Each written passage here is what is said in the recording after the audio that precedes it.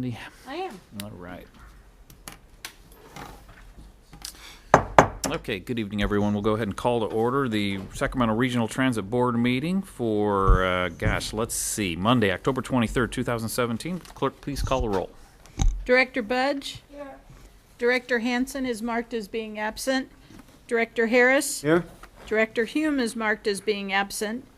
Director Jennings? Director Kennedy? Here. Director Miller? Just got here. Director Natoli? Director Chenier? Here. Director Cerna is marked as being absent, and Chair Morin. Here. With that, we have a quorum at 96 votes. Thank you. This meeting of the Sacramento Regional Transit District, will be cablecast without interruption on Metro Cable 14, the local government affairs channel, and will be streamed live on RT's website. Tonight's meeting will air on October 25th at 2 p.m. and replayed on October 27th at 6 p.m. and webcast at www.sacmetrocable.tv. It is also closed captioned. Members of the audience wishing to address the board should fill out a speaker card and located at the rear of the room and provide it to me and Adam quickly. Please speak into the microphone and state your name for the record. We would appreciate everyone turning off their cell phones. Thank you. Okay, thanks, Cindy. Would everyone please rise and join me in the Pledge of Allegiance?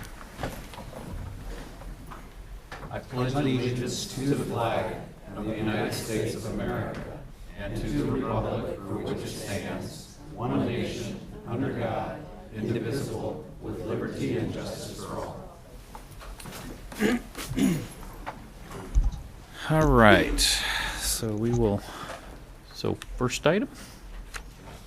Public addresses the board on matters not on the agenda. Okay, so we do have a number of requests to speak on this. We'll start with Robert Copeland. Robert, and then after Robert is Mike Barnbaum. Good evening, Robert. Okay, I'd like to speak about RT in general. A lot of times, it's faster to walk in the midtown and downtown areas than the ride RT. And as far as people that want jobs, sometimes they can't find a job because the RT bus system doesn't either run that late or it doesn't run in their district. Can you do something to improve the RT bus system where people can get to where they want to go in a recent time? And on Sundays, I was going to take a trip to my sister's place. It would have took over 2 hours and 15 minutes to ride RT. I find that unacceptable. Can you improve the RT bus system? And why last year you increased the bus fares, but service hasn't gone up. It's gone down, in my opinion, because I've seen buses that are 10, 15, even 20 minutes late, like the 67 and 68 bus lines. That should be streamlined so it would be more on time. No bus should be between 15 and 20 minutes late. And then you miss a connection. Thank you. All right, thanks, Robert. Mike, and following Mike is Barbara Stanton. Good evening, Chair Morin, members of the board. It's a busy time of year, and so with that, there's a lot going on in the calendar. Just want to fill everyone in on what's going on and what's coming up. First, let me just back up to this last Friday, in case you missed it. The reimagined Lewis Orlando transfer point has reopened. It has brand new bus bays, brand new amenities for passengers and operators, and is fully functioning as a transit center at the intersection of its name, Lewis and Orlando, at the Sacramento-Placer County lines. Earlier today, there was an unmet transit needs hearing, but recognizing that it was at an hour where for most it was in conflict with work hours. In case you missed it, not to worry, there are 2 upcoming unmet transit needs hearings the first week of November that will be at 6 p.m. so as not to conflict with people's work schedules. On Monday, November 6th, an unmet transit needs hearing will be held in the City Council chambers in the city of Davis. Anyone can attend and comment on any unmet transit need in Sacramento, Yolo, Yuba, and Sutter counties. And on November 7th at 6 p.m., PCTPA will be conducting an unmet transit needs hearing in the City Council chambers in the city of Roseville. Anyone can attend that meeting and make any unmet transit need comment on Roseville Transit, Placer County Transit, or any other Placer County transportation unmet transit need within PCTPA's jurisdiction. The Elk Grove City Council on Wednesday of this week will be discussing a multimodal transit facility. There are 4 options on the table. The objective of this Wednesday's meeting is mainly to get council feedback and then return for final action on Wednesday, the 13th of December. And then the Capitol Corridor meeting is on November 15th in Sassoon City. The San Joaquin meeting is on November 17th in Merced. And that very week on the 13th is this board's next meeting. So that's going to be a very busy second week of the month of November, just shy of the Thanksgiving holiday. Any questions, I'll be here in the room throughout. All right, great. Thanks, Mike. Thank you. Okay, Barbara, and following Barbara is Stacy Wentling. All right, we get a group. All right. Oh, sorry.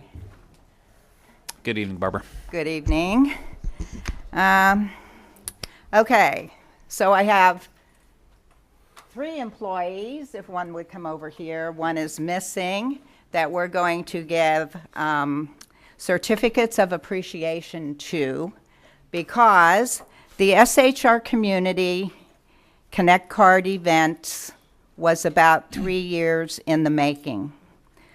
We had an agreement with RT that they would bring the bus when they had the bus, but the bus went away and the cards got held up. So it's a collaboration, and it was a success, the event, and it was a collaborative effort of RT, Ridership for the Masses, Sacramento Resident Advisory Board, and the Sacramento Housing and Redevelopment Agency. And because of this effort, we want to thank the 4 members of RT staff with certificates of appreciation. First up is Jason Zebley and Kenny McCoy, who are RT temporary employees who have done a great job. So their citation reads, I need one of them. Sorry, I'm doing this as fast as I can. It's okay. In recognition of his exemplary customer service and high level of dedication to the Connect Card project, we present this certificate of appreciation on October 23rd, 2017 to Jason Zebley. And the same reads for Kenny. So those 2. All right, let's do some applause there for Jason and Kenny. These men here issued and processed over 200 cards for our communities, and so we greatly appreciate their knowledge and their presence at our events. So the next 2 certificates go to Casey Courtwright and Matthew Wayman. Casey is head of, I call him the Connect Card division, and Matthew is the head of the customer service division. So in recognition to the SAC-RT Connect Card and customer service team who smoothly processed and distributed Connect Cards to the residents in our SHRA communities, we present this certificate of appreciation on October the 23rd, 2017 to Casey Courtwright and Matthew Wayment. And we appreciate their knowledge. Our first event kind of went a little strange, but then Casey took us under his wing, and the next 8 events went very smoothly. We did a little adjustment. So we thank you very much, everybody, and we thank RT for keeping their agreement with us and to holding the events. And thank you for the time that you have given us up here. Thanks for recognizing those folks, Barbara.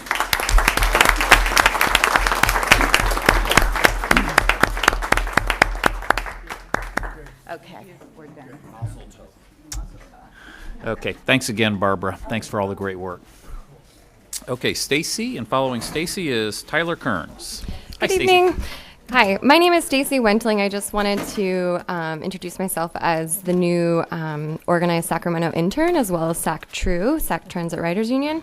And I wanted to take some time to share some experiences that transit riders have communicated to me in doing surveys on the buses as well as light rails. One in particular has to do with the world's smallest theater. So I spoke with 3 young ladies who said that, you know, basically listening to the music, it was very relaxing.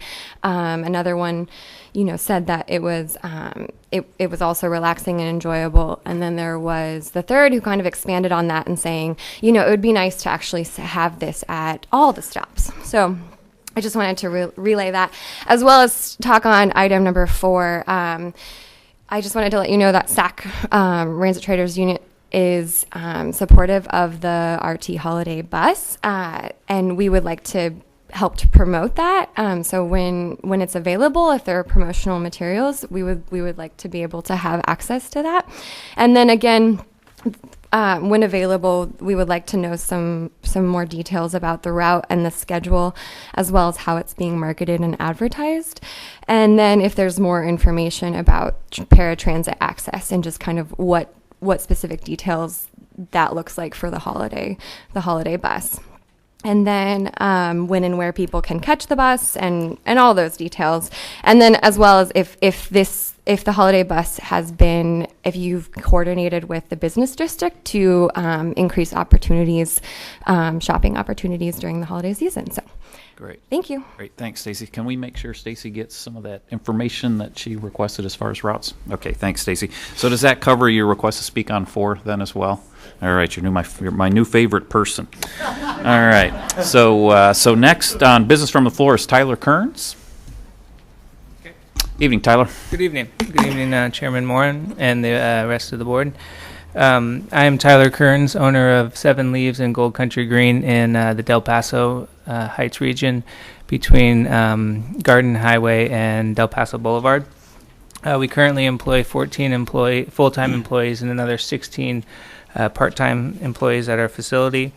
And we have put in CUPs with the City of Sacramento for cultivation and plan to put in 2 additional business operations permits.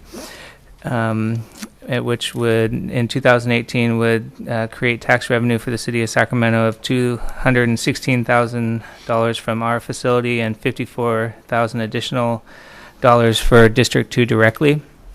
Last week on October 18th, we received an email from our planner in regard to the status of our conditional use permit.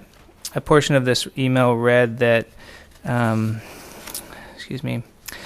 our CUP is not consistent with our light rail ordinance or 2035 general plan. Marijuana cultivation is a low intensity use that does not foster or otherwise support transit ridership. This area is intended to grow employee intensive and supportive usage that would take advantage of the area's proximity to light rail use. I know that the cannabis issue has been taking up a lot of the civic time and efforts, and I appreciate your due diligence on this. We do have employees that do tend to ride the transit currently, and our projected employment in 2019 or August of 2019 would be 72 full-time employees, half of which we plan to hire directly in our local community that we presume will be using the transit. And we could not find but one other company in the quarter mile of our specific station that would have that many employees. So we believe that our increased business and development will increase rider participation on the regional transit.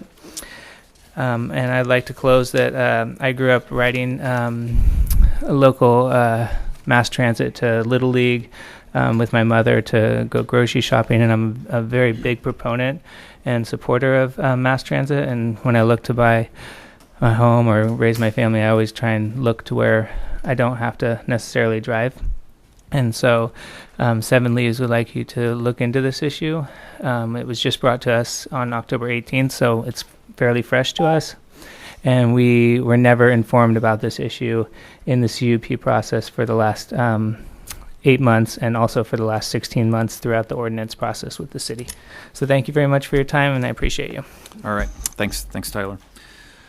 Okay, so that concludes request to speak business from the floor. So we'll move on to our next item here. Next item is the consent calendar, items 1 through 10, and you have a number of speakers on the consent calendar. Right, so where we sit right now, I'll entertain a motion to move items 1, 3, 4, and 10. So move. Okay, so moved by Vice Chair Kennedy and seconded by Director Budge. So please call the roll on, or all in favor of those items signify by saying aye. Aye. Any opposed? Abstentions? Okay, so I do have requests to speak on the remainder or the balance of the items here, so we'll start with item 2. Okay, item number 2, approving an assignment agreement with the San Joaquin Regional Transit District to assign 9 option buses from contract for purchase of transit buses with Gillig LLC, and Mark Lonergan is here to answer any questions. Great, thank you, Cindy. And that question, or the request to speak, is from Brenda Anderson. So if we could get Brenda the microphone there.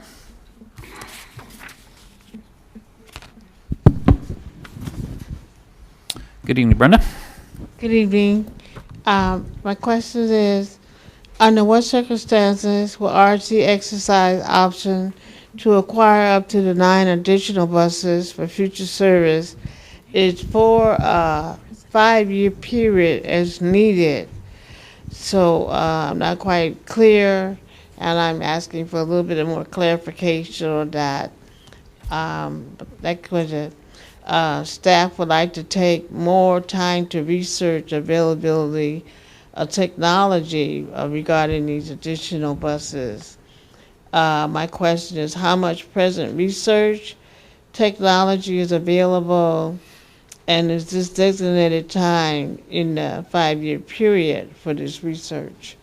And what steps are currently being taken? Final question, when San Joaquin buy the 9 option buses for RT, where does the funding be allocated? Okay, so you got that it, Brenda? Yes. Okay, great. So Mark? So the past few bus procurements we've done, we've actually not bid those ourselves. We've had our buses added as options from bids from other transit systems. Very efficient for us. It saves us having to go through that procurement process.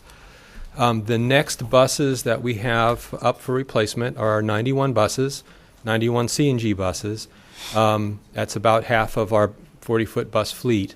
And what we did was last year tack on to the Livermore bid for buses, and we have 100 buses as an option on that bid.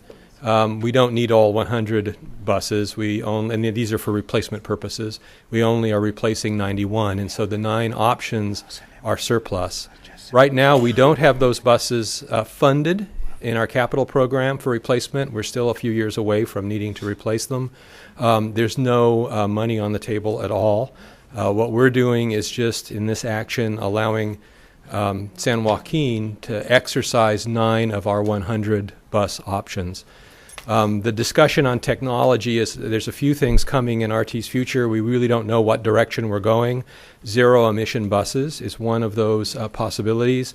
This option order on the Livermore contract will not allow us to buy zero emission buses, so we may either need to tack on to another bid or we may need to bid ourselves. We're also looking at a different fleet mix potentially. If we do more neighborhood shuttles and more neighborhood-friendly buses, then we may have more smaller buses and not the 40-foot buses. So there's some change in our future that may affect what we actually buy when we get to 2020 and we start talking about these buses being replaced. All right, Mark, thanks for those clarifications. Okay, so so with that, I'll go ahead and move consent item 2.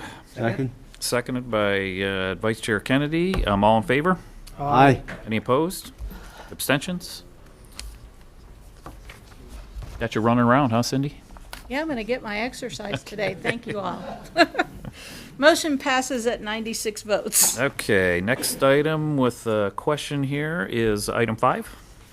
Correct. Item number 5, resolution, repeal and replace resolution number 17090133 and delegating authority to the GM CEO or designee to execute grant documents with the California Governor's Office of Emergency Services to receive fiscal year 16-17 Proposition 1B California Transit Security Grant Program California Transit Assistance Funds.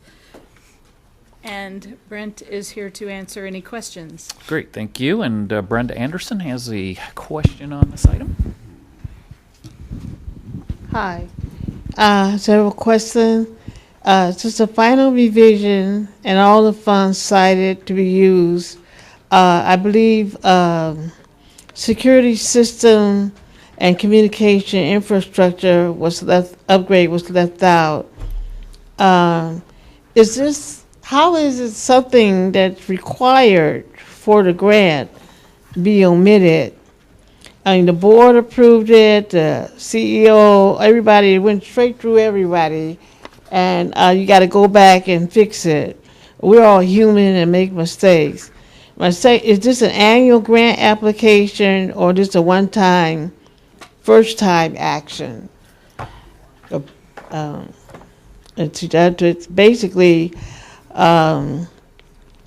how do you leave out the security system communication infrastructure upgrade? And is it the first time you did this that you ran into a situation?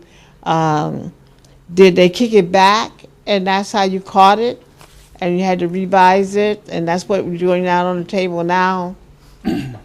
Okay, was that all your questions there, Brenda? Okay, so Brent? Sure.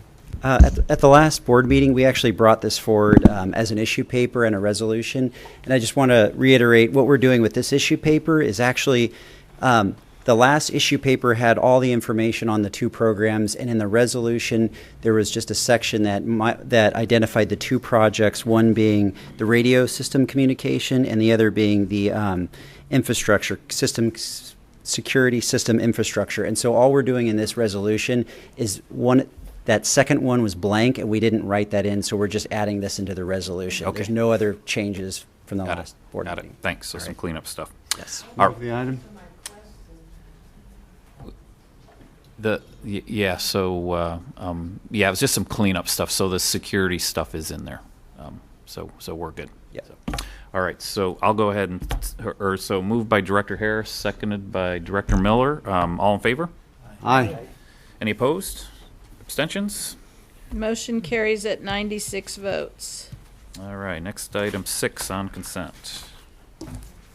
Item number 6, resolution delegating authority to the general manager CEO to approve position allocations and authorized allocation modifications and promotional and one-time salary increases. And Brent Berniker is here to answer any questions. Okay, so I have request to speak from Helen O'Connell, and then after Helen is Brenda Anderson. So Helen? Good evening, board. My name is Helen O'Connell, and I was just wondering if, from my understanding, the CEO can authorize payment of up to $20,000 for different aspects that are covered in this resolution. And I was wondering, how many times can he do that without the board's consent or knowledge? And then, how many $20,000 is he available to do in a year or, 6 months, or I just was wondering how many times he could do that, because it seems like he might be allocating money to things without the board's oversight, and I thought that was a questionable thing. Okay. Thank Thanks. you. Thanks, Helen. Then we'll get Brenda's question here, and then we'll get responses. So, Brenda? One question is, how many positions are we talking about? Second question is the external negotiation for candidates. External candidates negotiation for salary. Will there be any future controls so that there won't be a conflict with the current employees who are going through what they're going through now with this reclassifying the positions so that they'll make more than their subordinates. So I don't think you guys need to hire somebody who's negotiated a position and make them the exact same problem. So my biggest concern is, are you going to put some kind of firewall control on that? Second, how many positions?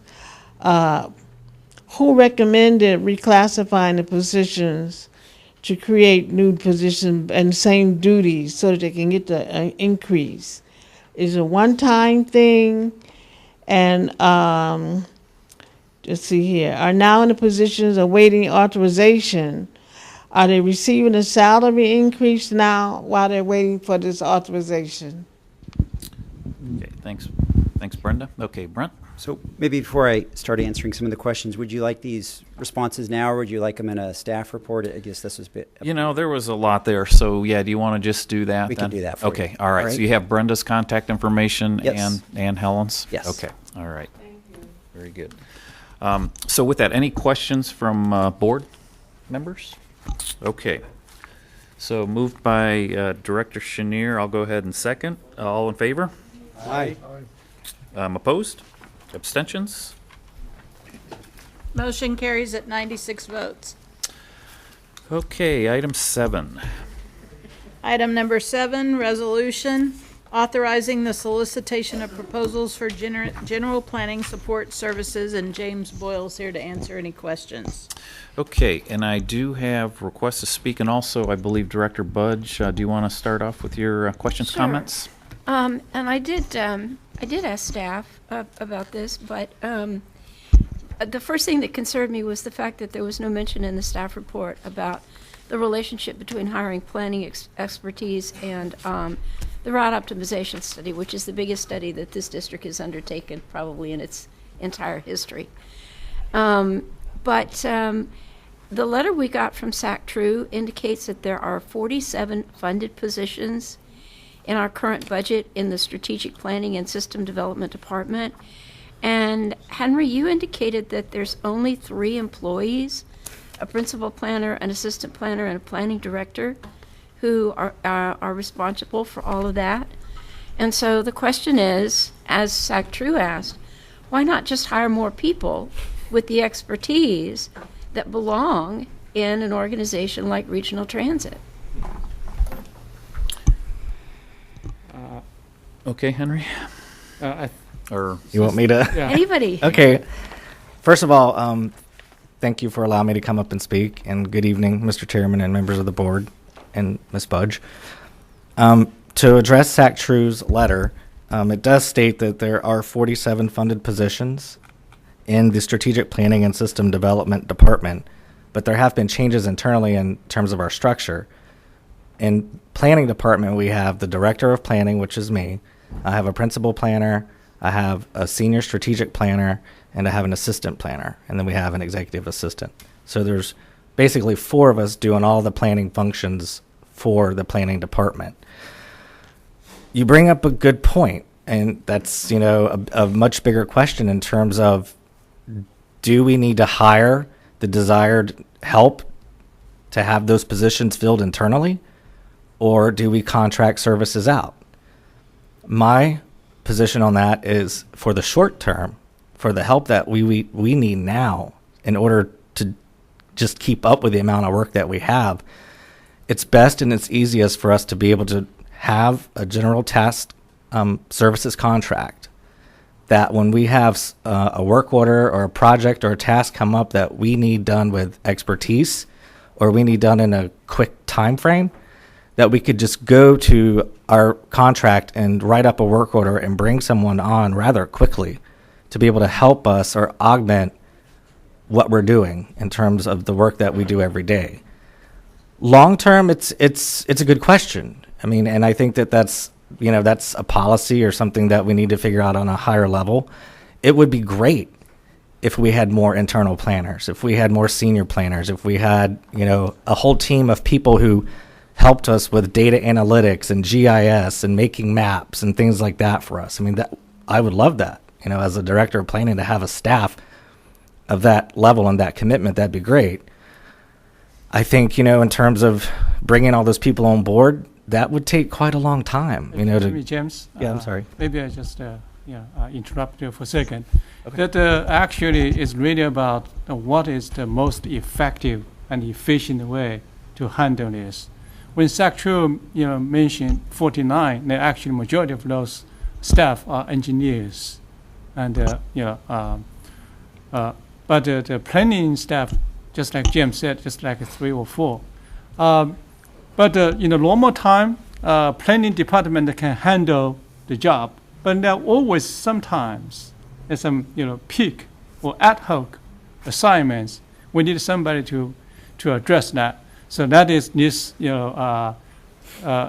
general support contract is about. Actually, we did not allocate any fund yet. So it's the fundamental way, try to find the best, most effective way to handle this type of task.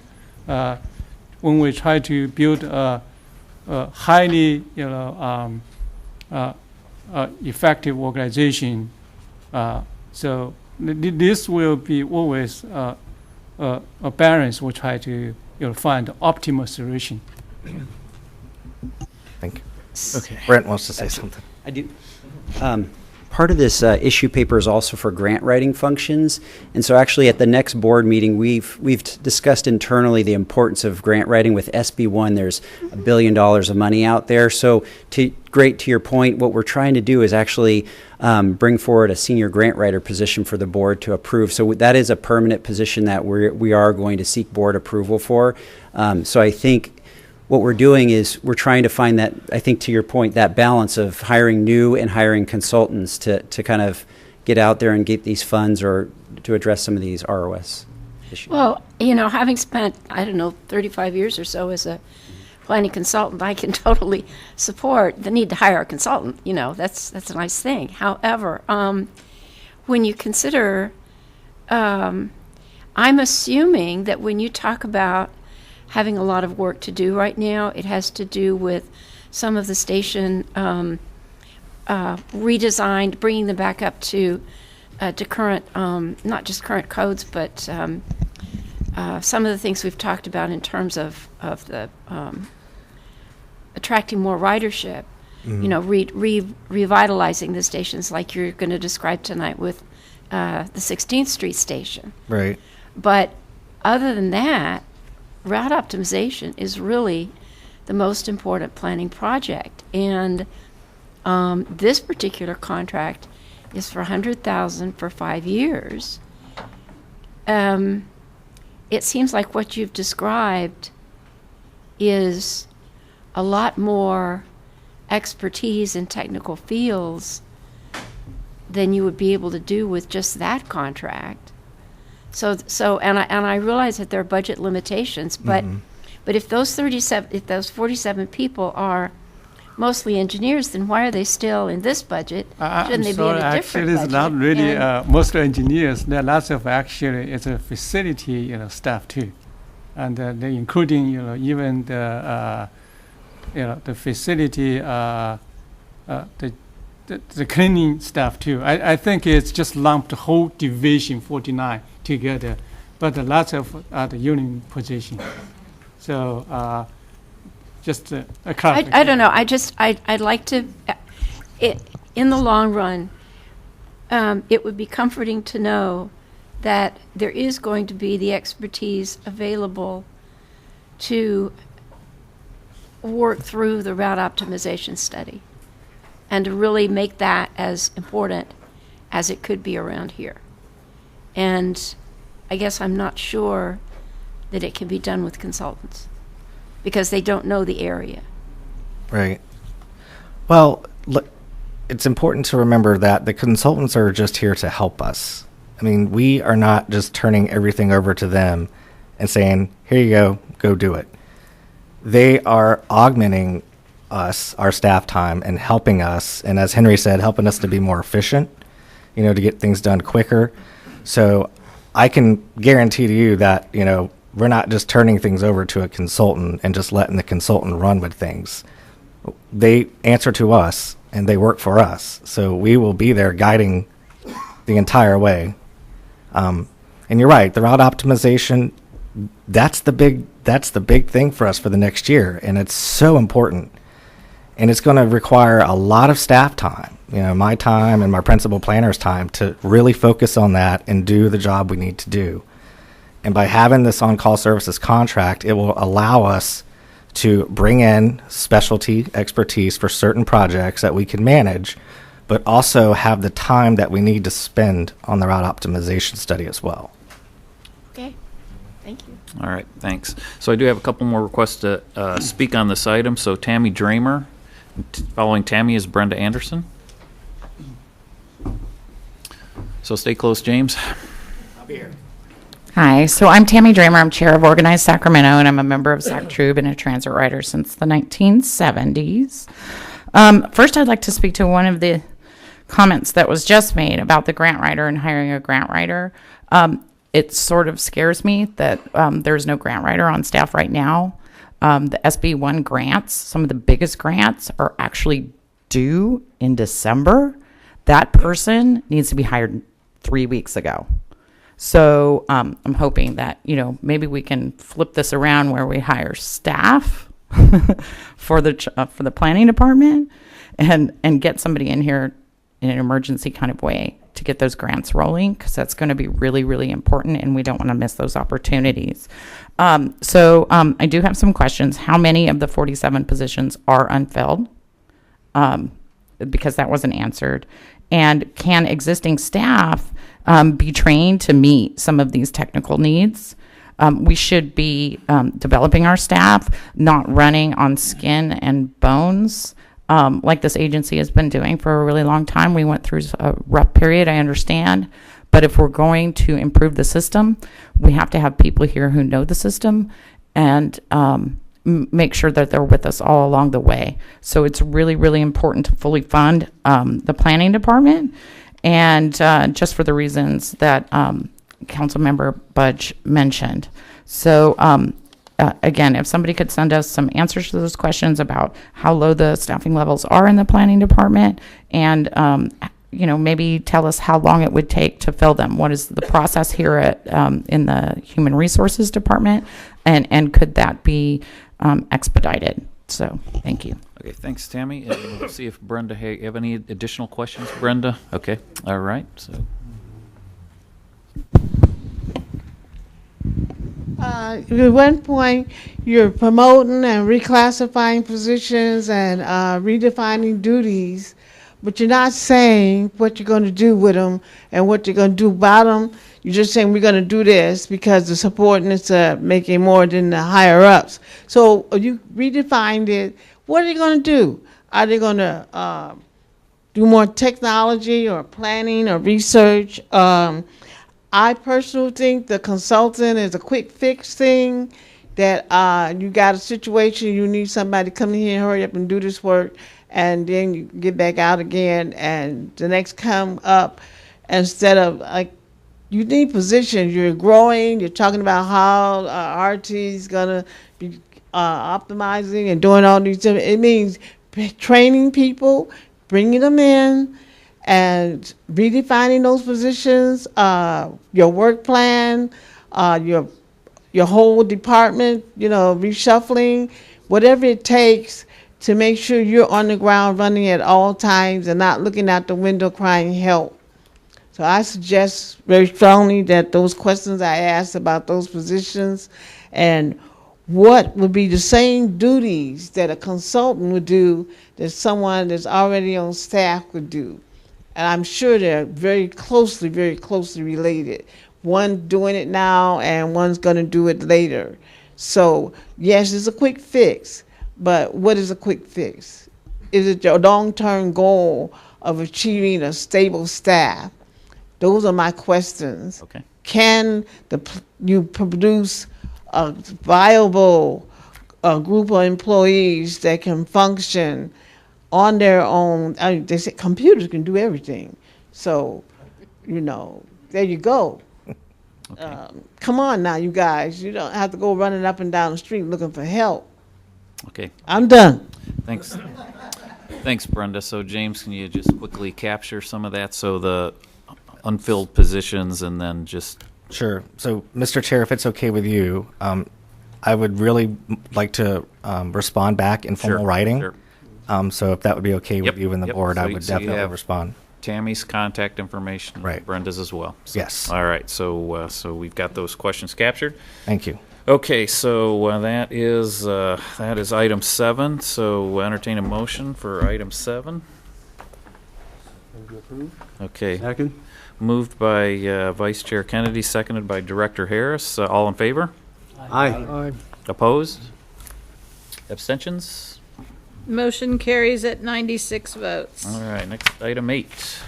Item number 8, resolution approving the memorandum of understanding between the City of Sacramento and Sacramento Regional Transit District regarding transportation development partnerships. And Mr. Nance is here to answer any questions. Great. Thank you, Cindy. And I do have one request to speak on this item, and that's Tammy. Tammy Dreamer. Hi, so again, Tammy with Organized Sacramento. So we have some concerns about the MOU. Glad to see that the property piece is getting straightened out with the city. But the MAC and the DAC need to be incorporated into this MOU and review process. They're not mentioned in the current MOU. That's the Mobility Advisory Council or Council and the DAC, which is the city's alternate form of that. We've experienced that the MAC and the DAC have been left out of this planning process. They have a tendency to get information after things are already decided rather than before, so that they can be part of the decision-making process. So we believe that they need to be explicitly and clearly part of the MOU in order to be in compliance with the ADA, and that we're going to need some proof that this is being done. So not sure that this MOU at this time is sufficient. Thank you. Yeah, and I'm not sure that needs to be depending on exactly the purpose of this MOU. So maybe Neil can shed some quick light on that. But yeah, that might be out of the scope of what we're trying to accomplish here. Yes, sir, I agree. Chair Maron, members of the board. Yes, ma'am. We have listened. We've heard the MAC and the MAC, because we deal with those guys, and we've been going out quite often here lately to address some of the issues with the MAC. Actually, we had a conversation with the city of Sacramento last Wednesday, making them aware of what we were doing with the MAC and that they needed to also do so with the DAC as we go forward with our project. So both the city and us, we all understand we got to communicate better and more often with those two groups. Okay, great. Yes, Director Tully? Yep. So why would it be difficult to incorporate that by, if nothing else, by reference in the document that, again, it's obviously up to the city to do that appropriately, but why wouldn't we make reference to that? Again, it doesn't obligate you to on any particular time frame, but I think it would make a reference so it doesn't get, not that you aren't doing it now, but people can come and go, things can come and go. This is a long-standing relationship, one that obviously we're firming up relative to the property and to placement of certain infrastructure there. So why wouldn't we just incorporate that by reference, recognizing maybe practice here at the district, certainly probably more attentive to it more recently than not. But I guess I'm curious, maybe Henry or Neil, why wouldn't we? I see no reason why that's a problematic from an MOU standpoint. It doesn't certainly commit the city to do anything unless they choose to. But I think from the district, if that's the way we're now operating, we ought to mention that. Sir, I don't think from the district side, we have a problem communicating with the MAC, putting in an agreement. However, the city of Jacksonville just passed it on Tuesday. We would just have to send something back to them to include that language if we change it tonight. Amend their contract. Okay, let me just ask them, Neil, so, again, this has been a long time coming, but it seemed to be by simple reference, if we could incorporate that, it makes sense, and again, if the city has to go back and revisit it, I trust that they, if that's the change on our side, if they choose to do it with a DAC, that's obviously up to them, and I don't know whether this was presented to the city council when it was before them. My colleagues are here who are on that body, but, again, it's not to encumber, but I just think it's an important point of reference, so in the future, if somebody wants to know what our practice is here at the district, and it is certainly incorporating the MAC, as we discuss infrastructure and placement of multi-millions of dollars of accessible, hopefully, structures as well as trains and such. Ask our attorney maybe to. Yeah, I can address that briefly. I think maybe the appropriate spot for that would be the Joint Powers Authority that was formed by the two cities that will be the owner of the streetcar project. And they, I believe, have their first meeting on November 1st. And I think that would be an appropriate to bring that up with them, remembering that they are the project owners, they being the two cities. So from the city of Sacramento side, they'll have representation on that JPA, and that would be an appropriate board to bring these concerns to, I would think. The MOU really is not supposed to be necessarily streetcar specific. It's a general transportation agreement as to where some of these monies are flowing and what some of the consideration is for that. So I think there's a lot of things you could put in the MOU, but I think that may get a little more complicated than we need to be in that document. There will be many more documents to come. So I think that the JPA would be the appropriate place to raise those concerns. Excuse me, okay, Mr. Chair, but Tim, I guess my point being that, yeah, I know the streetcar is certainly the important backdrop here for all of this, but this includes, as you just said a moment ago, a whole lot more, including storage for light rail vehicles, for, going hand in hand for other grant funding opportunities and so forth, again, which will relate to infrastructure. That was my point, is that send them to the JPA for talking about the streetcar, but when it comes to this body, and obviously we use a certain process here, but I think to recognize that, I think that's what, if I took Tammy's comments to the way she was meaning, that we ought to incorporate that and make sure that's clear to those that we partner with and do business with, that we, our Mobility Advisory Council here at this district, we're going to incorporate them in the process. And so it might mean that there's one more step along the way, and what the city or county or anybody else decides to do certainly would be embodied in a document. So I'm not trying to jam this up. Again, and this has been certainly some time in the making. I'm not saying necessarily have to send it back to the city, but I don't think that's a bad idea to incorporate what we do here as a district. Right. And certainly MOUs can be amended, and they are all the time, so that's not an obstacle for sure. Okay, so why don't we go ahead and do that? I'll go ahead, Director Chenier. Let me maybe offer something else for Mr. Natoli. So I think that, number one, this is a long time coming, as he said, and I know there's a lot of work on both sides. And there were a lot of politics that went into this, and a lot of politics that we were able to keep out of it, too. I think from our point of view, in my term on the board, we probably, I would say, not probably, we don't use the MAC as much as we should, as we do policy. And I'd actually be interested in maybe putting together, whether it's a resolution or our own protocols of where it should be included and where it shouldn't. Because I think Mr. Spengler, I disagree with him on this. This is not just about streetcar. This is about how we do business, and I think you're right there. I think that we could, in our own way of operating, we could bring something forward that says when we should use our committees and how we should use them. I don't know that I've seen that specifically, but I would be very much in favor of promoting that. So it would cover anything we're doing with the city from our point of view, but it would allow this to go ahead at this point. So I would make that motion that we okay this and we move forward on I don't know what the right format is, if it's a resolution or. It could be we could certainly work on a policy and bring it forward, and then it would be signed in as a resolution Would that work for you? That's fine. Yeah. Okay, so I'll Yeah, make that's that motion broader. that we do that and direct staff to bring forward a policy that makes sure that the MAC is included as we make decisions on policy that affect them. Second. Great. So, any other questions, comments? So I take that as a second, Director Natoli? Yes. Okay. Mr. Miller, just. Oh. Oh, Ms. Miller got it? The left side of the table here was active. Okay, all right. Got it. Okay, so with that, any other questions, comments on this item? Okay, Mr. Chair. go ahead. Yeah, I just want to emphasize this MOU is originally is really about to address the city and RT partnership, specifically 1985 agreement. We have tried to make this agreement is fair and is a great partnership agreement. The staff in last year or so worked with city staff very hard, very productively to get to this point.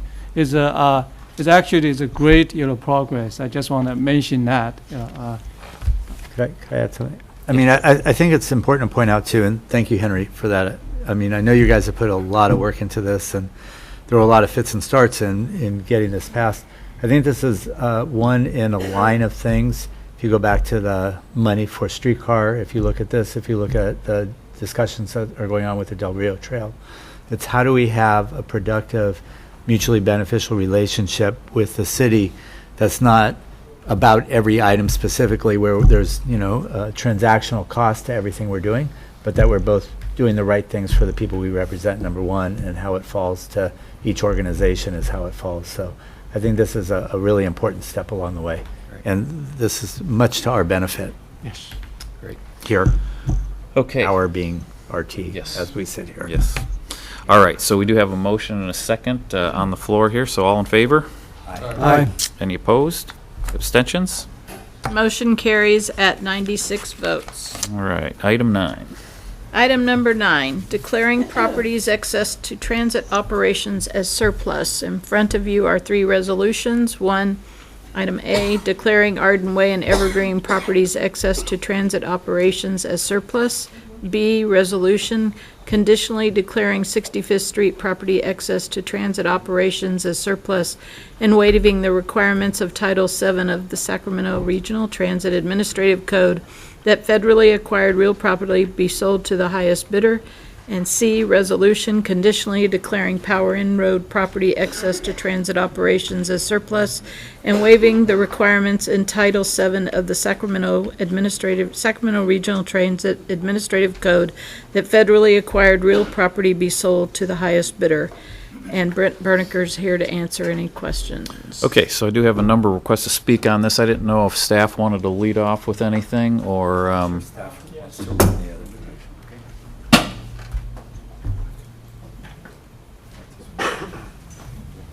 Evening, Brent. Good evening, Chairman Warren.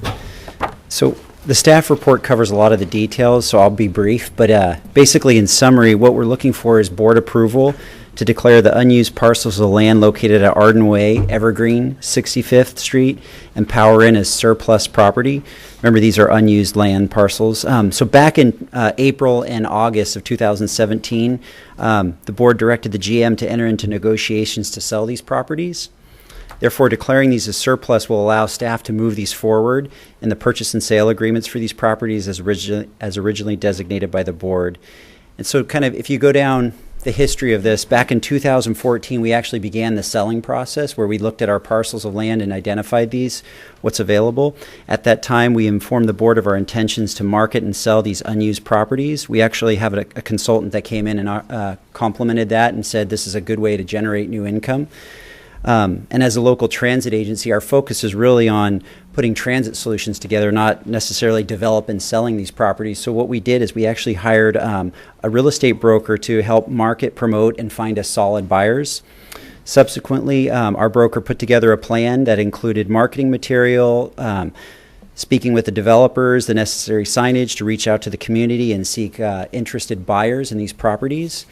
We now, the results of these efforts are we have 4 strong buyers for these land parcels. On April 10th, and I just want to kind of reiterate, on April 10th and August 27th, that's when we actually received the delegation of authority for the GM to enter into negotiations based on the letters of interest that we received from those parties. So now we're at a point where what we're seeking is board authority to declare these as surplus. This is not only going to generate revenues, but it's also going to help reduce liabilities because this land is currently unused and not being occupied. Additionally, these future developments that are near the park and rides should have the added benefit of increased ridership. And that summarizes my presentation. Now I'd like to open this up. Okay, great. Thanks. Any questions, comments from Brett before I get to speakers? Director Budge? Yeah, I just have one comment. This is the other item that I asked staff about, and especially considering what was described to me. These are not unused pieces of land. They simply are underutilized. Yeah. They are parking lots. They are bus transfer stations. They are waiting areas, and like with 65th Street function as a sort of a quasi-public plaza. So it's incumbent on us to look for transit supportive development wherever we can. And so I agree with the project. It's just that if there had been a better description of what was on the ground now and what was going to happen to those, which is what I got from Henry today, then it would have been easier to understand. Okay. Okay, Director Harris?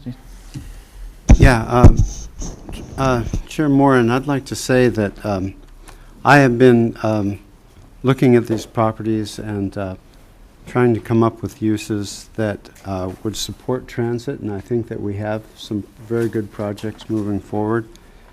So I would actually like to move staff recommendation for A, B, and C for acceptance. Second. Okay, so moved by Director Harris and seconded by Director Kennedy. So we have a motion and a second on the floor. Any other questions, comments of staff before I bring up the speaker's request? Okay, so with that, we'll start off with Christian Perney. Perney or Perry? Perry? Okay. Kristen Perry. Hi. Sorry about that. It's all right. And then Elaine Jackson follows Kristen. Okay. I'm a new resident here. I'm also an RT rider. I was very excited to be close to an RT station. Just recently, as you know, the location on Arden Way is one of my train stops, actually, was proposed to become a mega homeless shelter in that warehouse. We've been given some information. I know that some of the city council members are here tonight. I just feel like we need to think long range when it comes to planning these types of things. I myself am concerned about my own safety now, traveling to work. Forgive me too, I haven't even had a chance to eat. I just got off work. Traveling to and from work from the stations if there's an overconcentration of people who are currently homeless, especially in a low barrier shelter at these stations. We had concerns when I moved in, and I really have concerns now about my own safety on the train and at the station. So I guess part of my question is what thoughts do you have, or what ideas do you have to help alleviate those concerns? Do you have a plan in place? Because it seems like there's been little planning done already. I'm worried about being harassed. I'm worried about being killed. I'm worried about, this 90-day or this shelter is going to be bringing people in, here and there. They're supposed to rehouse people, but it's going to be people, like new people all the time. My other thought is I actually do long-range planning for the state. And, there is a plan in place, policies for Northeast Line Transit Village Plan, that I've read quite thoroughly, which speaks of the success of what would happen, if things were done right, if things were developed, in the correct way. I'm not sure if you're all familiar with this, but I know that there was a lot of stakeholder input on this, and I think this is probably a good plan if you want to see any kind of revitalization and mitigate any more future long-term problems at these stations, because I think you're in a whole world of trouble if this mega shelter does go in. And again, I do want to help the homeless. I just think smaller shelters are the right way to go. I'm not even sure why this site is being considered as a mega facility for our homeless population. Thank you. Okay, great. Thanks, Kristen. Elaine Jackson. Following Elaine is Jeremy Turner. Good evening, Elaine.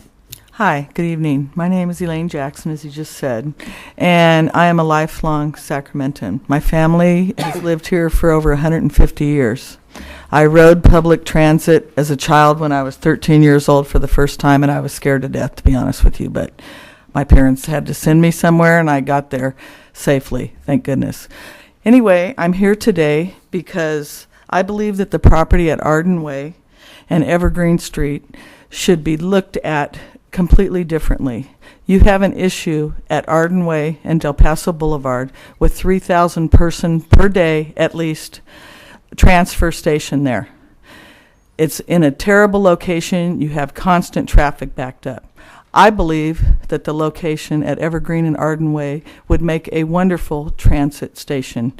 To put buses right through there, it would be perfect for that at that location. I don't know why you're not looking at that, because, I mean, with that amount of people coming through every day, that's where I transferred as a child, and I was petrified there, to be honest with you. I remember it vividly. So I think that it should be looked at that. The second issue with this is our neighborhood, because I live in that neighborhood also, is a very vulnerable neighborhood because it's surrounded with a lot of problems there. And I think most people in Sacramento know that. District 2 has a very low voter turnout. It has very low income, the majority of it there. It has a lot of problems in the whole of District 2. So I ask you as public servants to think about our neighborhood and improving it. This will not improve our neighborhood at all. This plan will do nothing for our neighborhood. I personally walked door to door talking to people about this issue because I'm so upset. I've never really done that before, but I decided I'm going door to door to talk to people. I had a lot of people sign petitions against them doing that there and their other plans.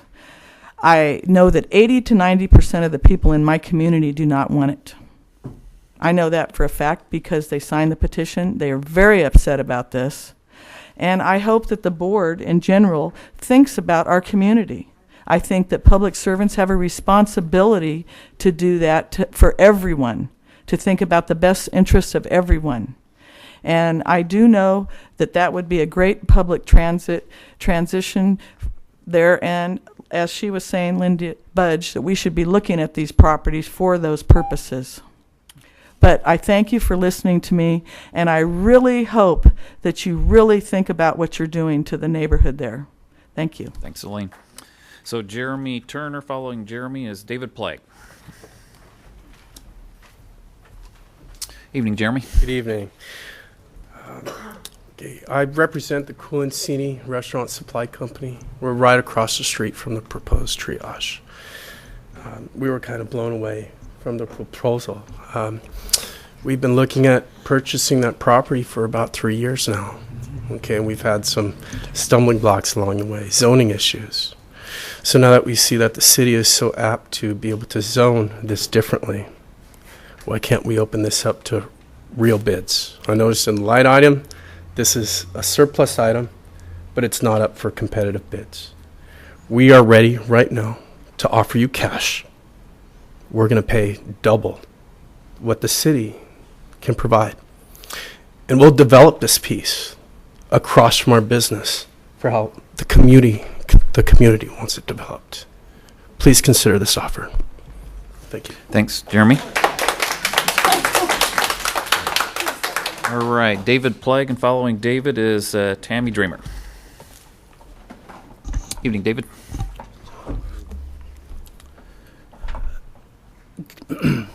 Good evening. My name is David Plague. I'm with the Del Paso Boulevard Partnership, and I'm here to address item number 9A, which is on the consent calendar. And let me thank you, Andy, for meeting with me and talking with me, and for Henry to meet with you as well. I'm not so much concerned about the sale of the property, because I think the XX sale I think is great. It's just, how was the public notified? Who learned about this particular sale and where it was going to be sold, or who it was going to be sold to? What is really disconcerting here is that Councilmember Warren and Phil Cerna, I've met with both of them, didn't know what the actual intent of the sale of this particular property. They're the ones that actually have this district. And it's really disconcerting because I knew that city council members in closed session knew that what this was going to be used for. And so I guess my point here is, where was the transparency? It's not like you're this board that doesn't represent people. You all work for other agencies, but you didn't notify anybody about what this was going to be used for. And I guess my point is, and Don, I've known you for years, would you have wanted this dropped in your district without even knowing about it? Phil did not know about it until he got a call from the mayor on that Monday before he talked to a few people on that Wednesday. Councilman Warren didn't know about it either. And so it's just, I guess, sad because you are an elected body that works for other agencies. You would never do this within your own, agency, but you did it here. And so I'm going to have to deal with this homeless problem for the next 25 years. And I've talked to Councilmember Harris about it. And I've got a homeless shelter, a temporary homeless shelter that's going to be down the street. I've got this particular facility. I've talked to Councilmember Warren. I've asked him to delay this vote at the council level tomorrow so that it's not purchased. And I'm asking you guys to delay this vote so that you can at least go out to the public. You knew what this was going to be used for. I mean, if you didn't, I understand that, but you did. And that's what's really sad about it. And so that's what I'm asking for today, is for you guys to delay the vote and let the public hear. And I mean, if you're trying to do it behind closed doors, that's fine, but that's not right. And there is some moral obligation as elected officials to communicate with the community, and you guys didn't, flat out didn't. And I've talked to you about it, Andy, and it's just disappointing, I guess. Mm-hmm. All right. Thanks, David. Yeah. Okay. Tammy, and following Tammy is Michelle Parasett. Hi, Tammy Dramer, Chair of Organized Sacramento. First on the piece at the 65th Street station, Councilmember Budge is right. That is a parking lot, and it's underutilized completely, but it's also a bus transfer sort of turnaround space. And so our only concern with selling the 65th Street piece is where the heck are those buses going to turn around, because 65th is already super congested. So somebody really needs to analyze sort of the throughway for the buses from that station, because the connections are important. And then on the piece where the lumberjack is on Arden and Evergreen, I have lived for a long time near St. John's Women's Shelter, and it was on Power Inn. It had over 200 beds, and you were hard pressed to even see the darn thing if you were looking for it when you were driving down Power Inn. And now it's 500 beds, and you still can't see it when you're driving down the road. So the nightmare scenario that these folks are fearing, I just want to alleviate your fears a little bit. I am serious. I want you guys to go find St. John's. Go by St. John's so you can see what it's like, right? I mean, it's like for like. And so I do encourage that the first best use for these properties, just as in the Ed Code, is for affordable housing and shelters, and so it is an appropriate purpose. Thank you. All right, thanks, Tammy. Michelle, Andy. and following. Could I say real quick? Oh, yes, sure. Director Thanks. Henry. I just want to let you know, I know we've talked about this. I need to leave. I actually have a meeting about homelessness in my district, and I hear there's a couple hundred people there already. So I'm very supportive of this, and Mr. Harris is here to represent the city, and I'm sure we'll do well. Great. Thank you. Thanks for dividing and conquering this evening, Jay. So with that, we are at Tammy. So Michelle, good evening. Hi, Michelle Parasett. I'm with Organized Sacramento and SacTrue. I have some questions and one comment. So my comment is that as written on page 2 of the agenda item, it says that parcels need to be offered to public agencies for 30 days prior to sale. That's actually 60 days per Government Code 54222 Part F. I have the Surplus Land Act here with me if anyone would like to look at it. I think that's an easy amendment. that you can make to your resolution if you wanted to move forward this evening. But it is 60 days, not 30. And I understand the purpose now of the Arden Evergreen parcel is for a shelter, and I didn't know that when I came into this meeting. And I work in housing, so I'm kind of wondering how, like, I'm hoping that the 65th Street property and the Power Inn property are both being considered for affordable housing. I don't know if they are. But there's a process under the Surplus Land Act that prioritizes affordable housing and other uses. And I hope very much that the folks that you are considering for selling these parcels to, that's their intended purpose. And if not, I would be really curious to know what your process was, if you fully complied with the Surplus Land Act, and sort of what that looks like. Thanks. All right, thanks, Michelle. Mr. Chair? Yes, Ask a Director question. Natoli. I know you already have a motion on the floor, but I guess I want to understand from staff, because the staff report does not indicate who the offerers are. Are we precluded under law from not disclosing that until the sale is consummated? Are we able to disclose that? We're having sale of public lands, and so the resolutions are very simple. Again, we've certainly been apprised of potential sales, but there's nothing here that indicates who they are. Are we precluded, or can we say who those are? No, you're not precluded. And so why, I guess typically when we've had sale of property and other agency boards I sit on, we disclose who the purchasers are unless you were otherwise precluded from doing so. Why would? I think it's because this is not a sale resolution, it's a declaration of surplus. And then we will come back to you with the purchase and sale agreement for approval of the purchase and sale agreement. Another question I have then, so to Michelle's point a moment ago, are we required to offer them for 60 days versus 30 days, or do you read the law differently than that? No, I think our Title VII may be incorrect. I think she is correct on that, but that is that is going to be built into the process. In other words, and it also should be noted that government agencies and affordable income or affordable housing does get first dibs during that time period.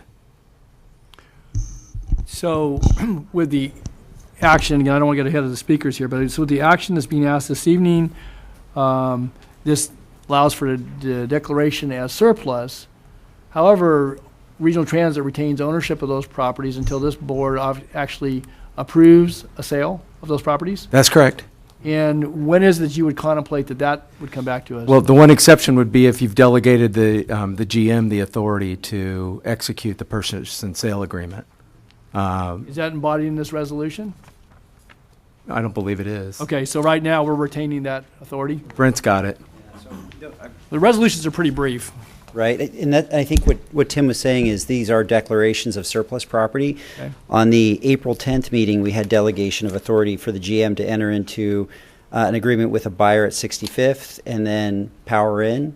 And then on August 28th, there was a delegation of authority to enter into two different buyers for the Arden and Evergreen locations.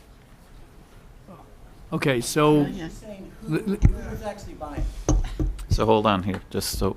Okay, so just let me follow on that. So this evening's resolution would be the last time we would see these? Because I want to be clear about the process here this evening. You know, I understand the motion, and I understand certainly have obviously the closed session discussion about the properties, but correct. Then we are not disclosing who the buyers are until, with the delegated authority, as I understand it, then the GM would execute that, and so unless somebody asked a question, we wouldn't even know that?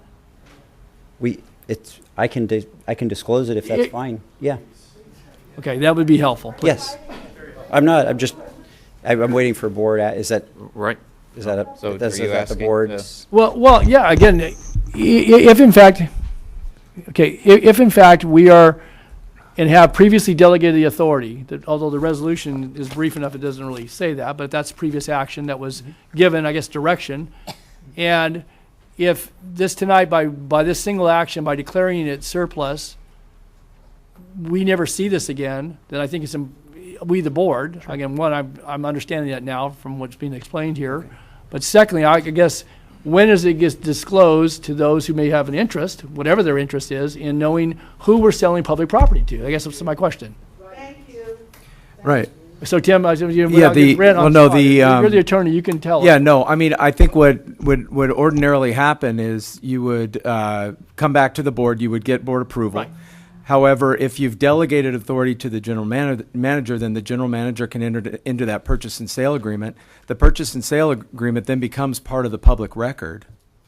That's not a secret document, but it is not until the board takes a final action on real estate matters that it's reported out. So that's why these actions weren't reported out after the closed So session. when is the final action? When the general manager signs the document? Correct. So this board would never take any final action on it, basically.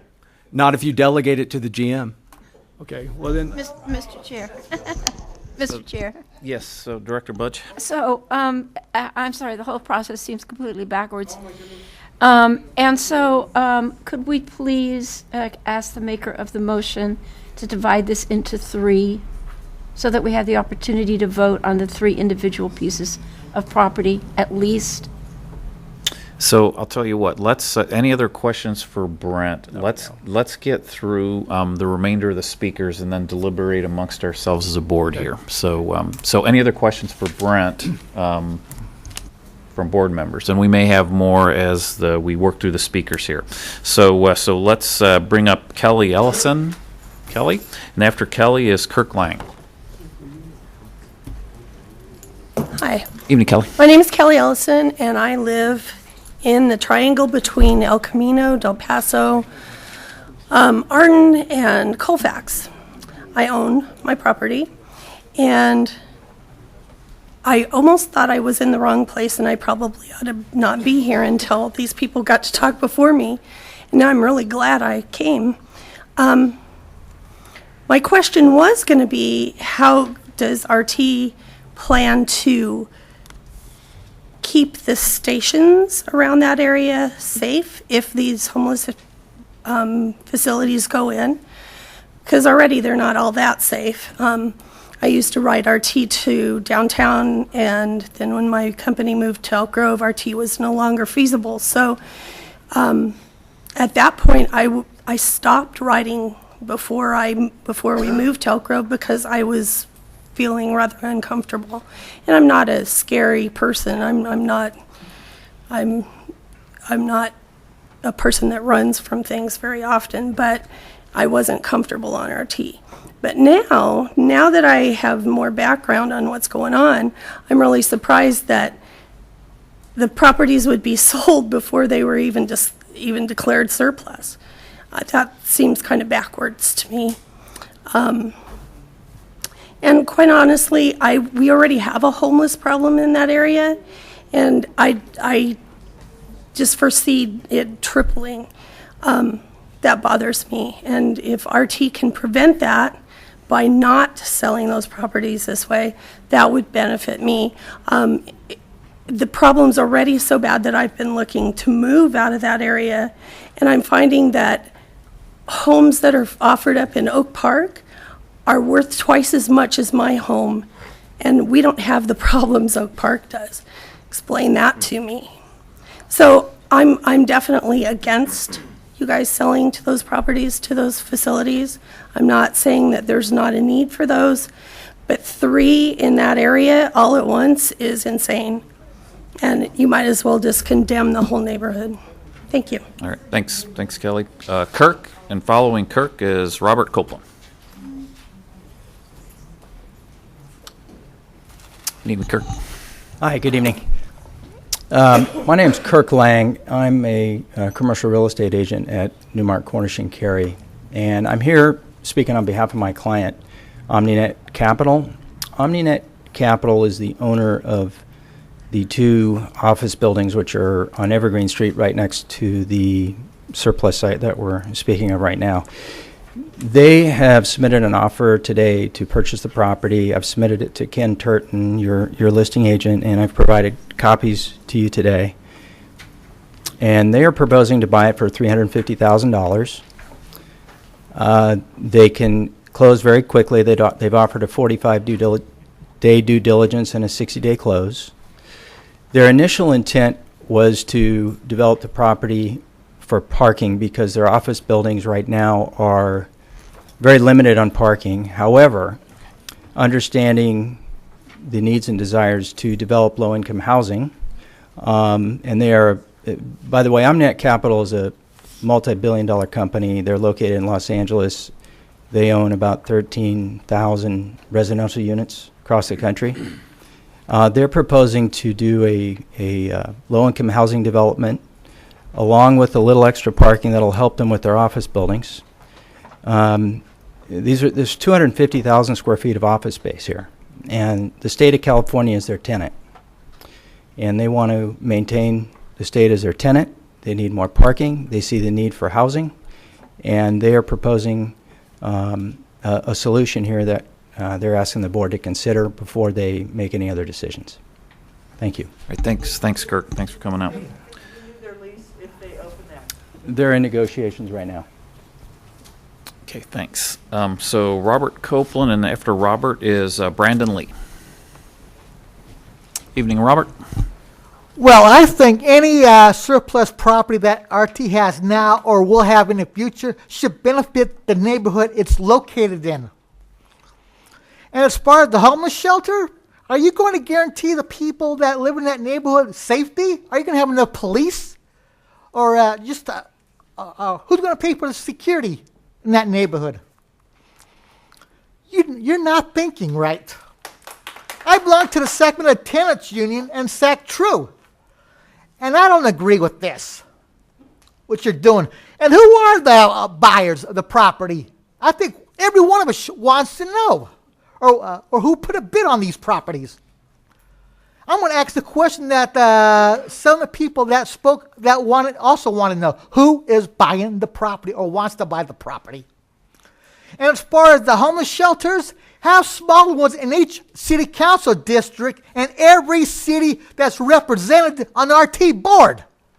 Like maybe 50 in each, add 50 on each district, in each city, in the county. Have smaller shelters, but have more of them.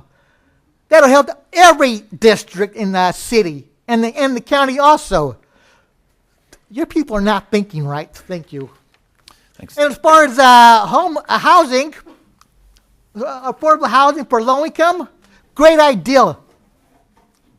I think is there something in the law that says it has to go to affordable housing first? Have you had in contact with anybody that wants to purchase these properties, that wants to build affordable housing? We want to know the answers. At least I do. All right, thanks, Robert. Next is Brandon Lee. Good evening. I work for Placer County Probation, and I live in the new neighborhood that's right across the street in the new phase development. And I received a notice on my door today stating that there's a meeting today. I have no idea about this homeless shelter. Given my profession, I do work with the homeless population quite a bit. I do understand the need and the need for the homeless shelters. I work with that population constantly.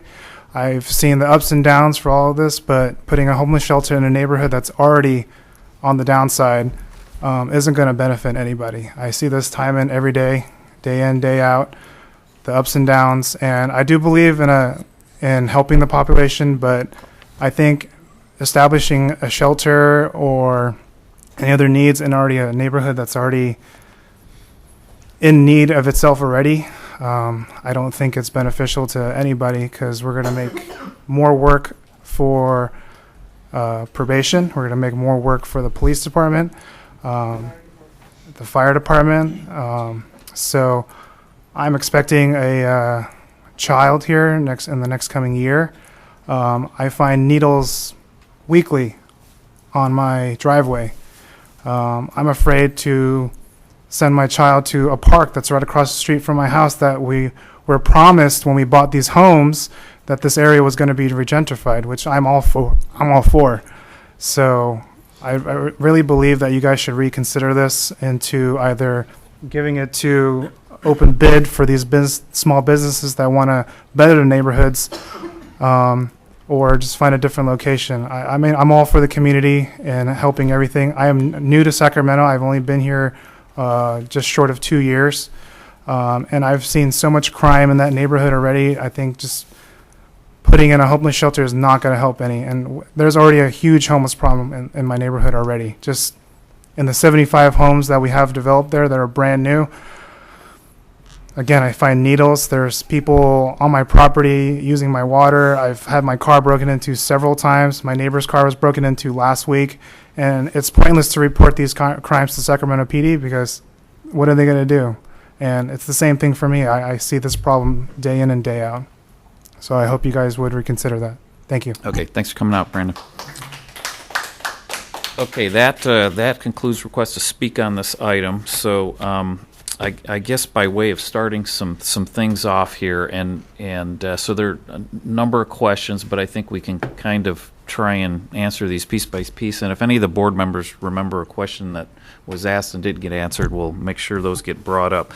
But so we have people who have offered double the price here this evening. So explain this process, because these are things that I don't think were immediately clear to us as board members, even a year ago, as far as, exactly how this process works when a government agency is selling surplus land. So I don't know if Brent or Henry or Tim want to jump into, when a government agency is selling publicly owned property, the rights of another government agency in the same jurisdiction to purchase that property and how that works. Okay, so the government code requires this when you're selling surplus public agency property, that that public agencies, other public agencies, have the right of first refusal on the property to purchase it. If there are no other public agencies that are interested, then it moves on to the next phase, and in that situation, we would do an RFP and go through the process that way. It should also be noted that the city of Sacramento, in this case, has the power of eminent domain. They could take this property and pay us just compensation if they want to use it for their purposes. So there are those two sort of issues are at play here that I think are underlying some of these discussions. But that's generally it. There's also in the government code a section, in that same section that talks about surplus land, talks about a preference that we have in the state for affordable housing. And so that's where the affordable housing piece fits in terms of their right of first refusal. Okay, and I know that was explained somewhat in the staff report, but I just wanted to get some additional clarity on that. So at this point, I got some other thoughts, but other questions, comments from board members? Director Budge? So I would repeat my respectful request that we divide this into 3 parts and vote on the 3 properties separately. Okay, we can certainly do that. I would think. Well, or so Ms. Budge, I have to ask you to what end? Because some of us may support jettisoning one piece of property and not all of them. Okay. Because I really, several people have questioned the process or expressed confusion at the process of entering a contract of sale before the property is declared surplus. That just in itself. So let's get an answer to that. So, okay. Chronologically here, what happened with these properties is they were initially brought to the board as being appropriate for joint development, or TOD, and joint development is the federal terminology. TOD is the state terminology. So the properties were brought forward and approved by the board for that purpose. When we were unable to consummate deals for those under those circumstances, we're now bringing the property back to have them declared surplus, which then triggers this government code section. Oftentimes in joint developments, you don't dispose of the property in its entirety. you would potentially do a long-term lease. There's other options there. Here, what we're asking now is that the properties be declared surplus. That triggers the requirement that public agencies be given right of first refusal. To the extent that there are negotiations that have occurred with RT and government agencies, it would be written into the purchase and sale agreement that time period must elapse before we can consummate a deal. But the idea that it's somehow unfair to negotiate with another public agency before the 30-day period has run sort of overlooks the fact that the public agency has the right after that 30 days anyway to declare its interest and consummate a deal on the property. So in this situation, we're sort of coming back with these properties and recasting them now as surplus because we were unable to move them as joint developments. Follow-up question. Go ahead, Director Budge. So if I remember correctly, the Surplus Land Act also requires the public agency to offer fair market value. And assuming that they offered fair market value, what is the mandate that the selling agency refuse an offer that might be twice fair market value? If I'm understanding your question, as long as the public agency that's interested in the property pays fair market value under the Surplus Land Act, they are entitled to the property.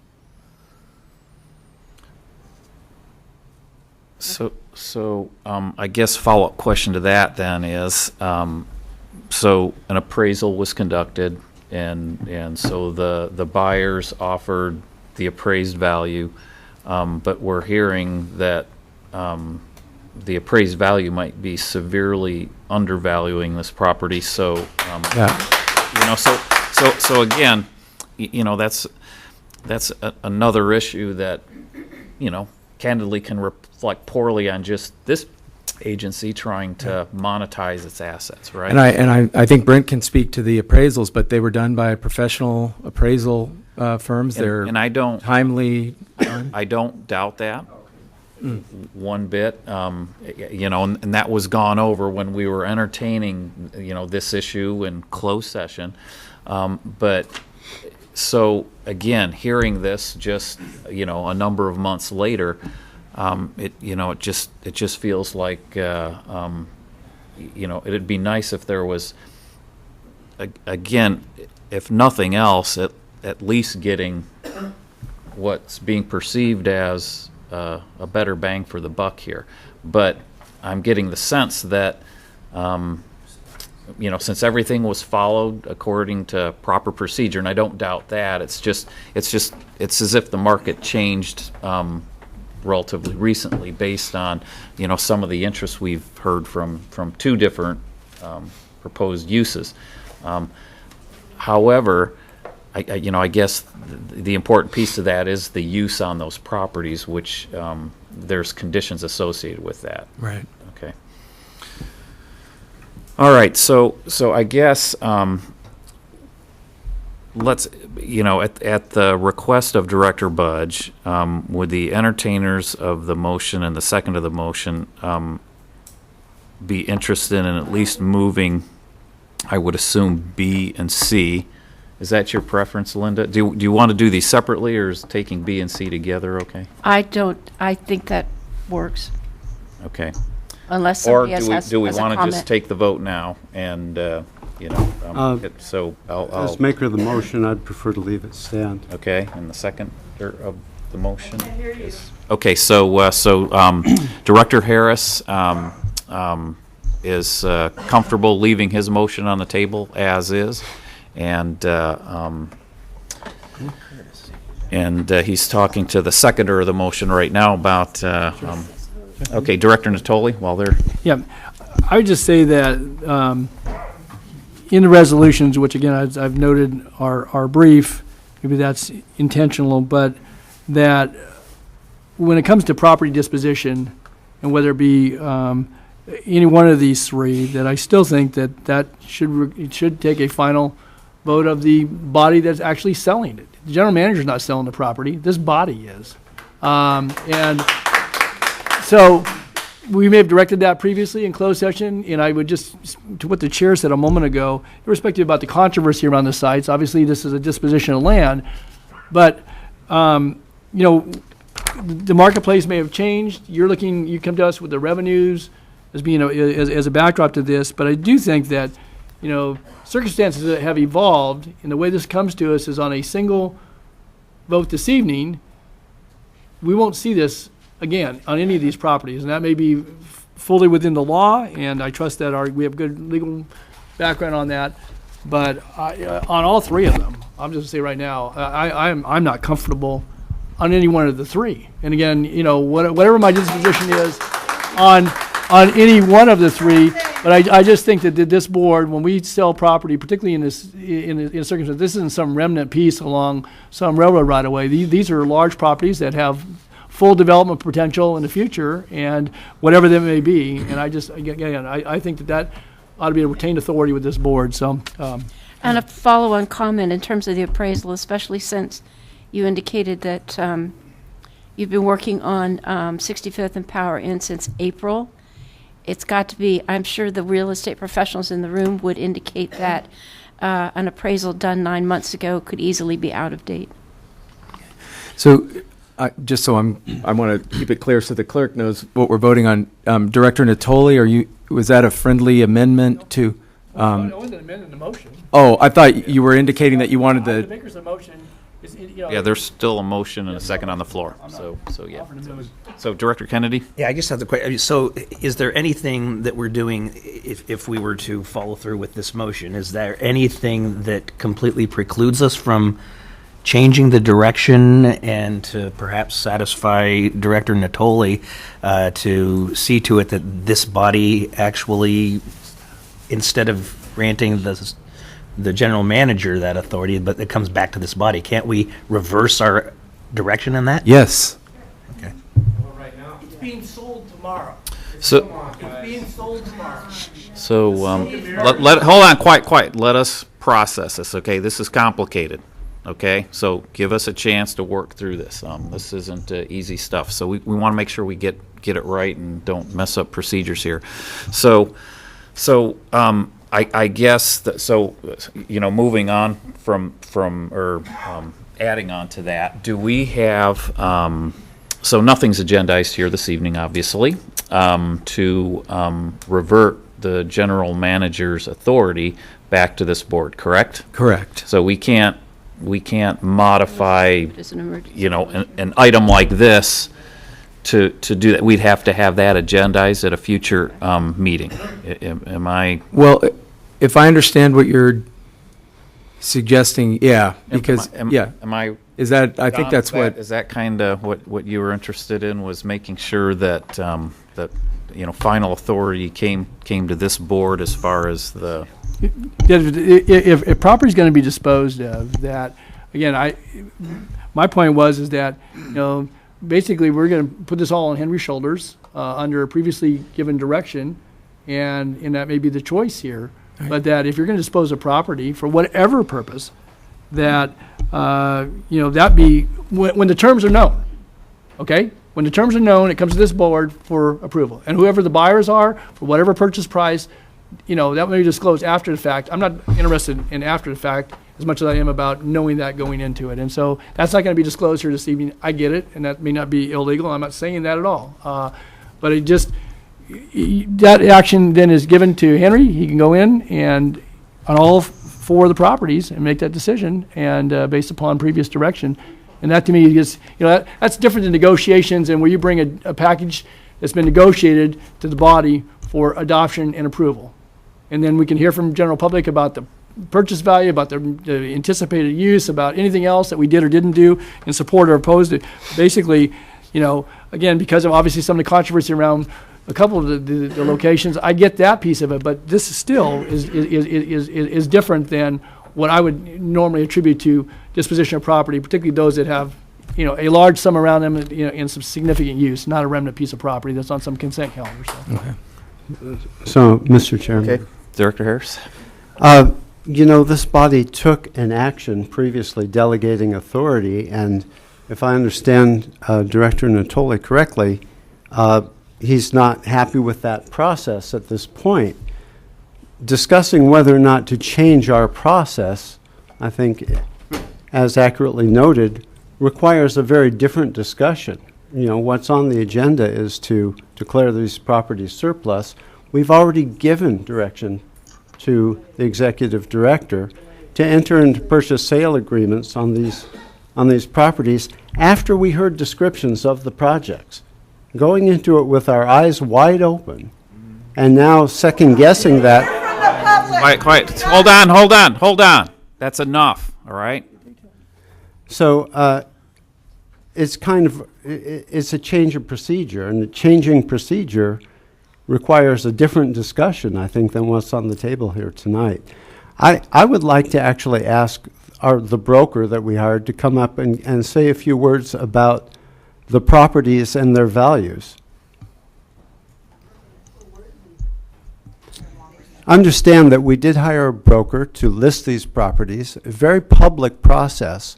The properties were advertised, and actually we spent a fair amount of time trying to turn up buyers for these properties so that we could get transit-oriented uses to fulfill the promise of RT to increase ridership and also fulfill tenants in the city to create density near rail lines.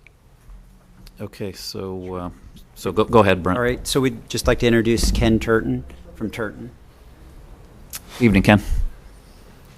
Mr. Chairman, and members of the board, Henry. So Turton Commercial was hired by Sacramento Regional Transit to sell the surplus properties. We do a lot of public agency work for the city of Davis, El Dorado County, Placer County, and the city of Sacramento. And we take a more macro view of the sale of these properties, as does Regional Transit. There's hundreds of discussions that have taken place since we began marketing the properties last July about the goals of Sacramento Regional Transit, and I can assure you that Sacramento Regional Transit has always placed the highest priority on the good of the city of Sacramento, not any one particular area. It's never been lost on the city of Sacramento that the burden of homelessness has been borne by the downtown market since anybody in this room can probably remember, and that the businesses in the downtown market form P-bids, spend hundreds of thousands of dollars on clean and safe to increase the values of those properties and do the best they can to create an environment that is conducive to safety and conducting business at a high level in our city. And what they are doing now, frankly, in this particular instance, is looking for ways to use their regional transit system to maximize the efficiency of all of the outlying areas and to partner with those areas to make the city of Sacramento cleaner and safer. And the value to the city of Sacramento will be derived through improving the area as a whole. You have to do something. So hold on. Let him finish. So the value of these properties that were based upon their value as transportation-oriented development sites. Okay, not just as their value as, for instance, a warehouse, which is on the Evergreen site.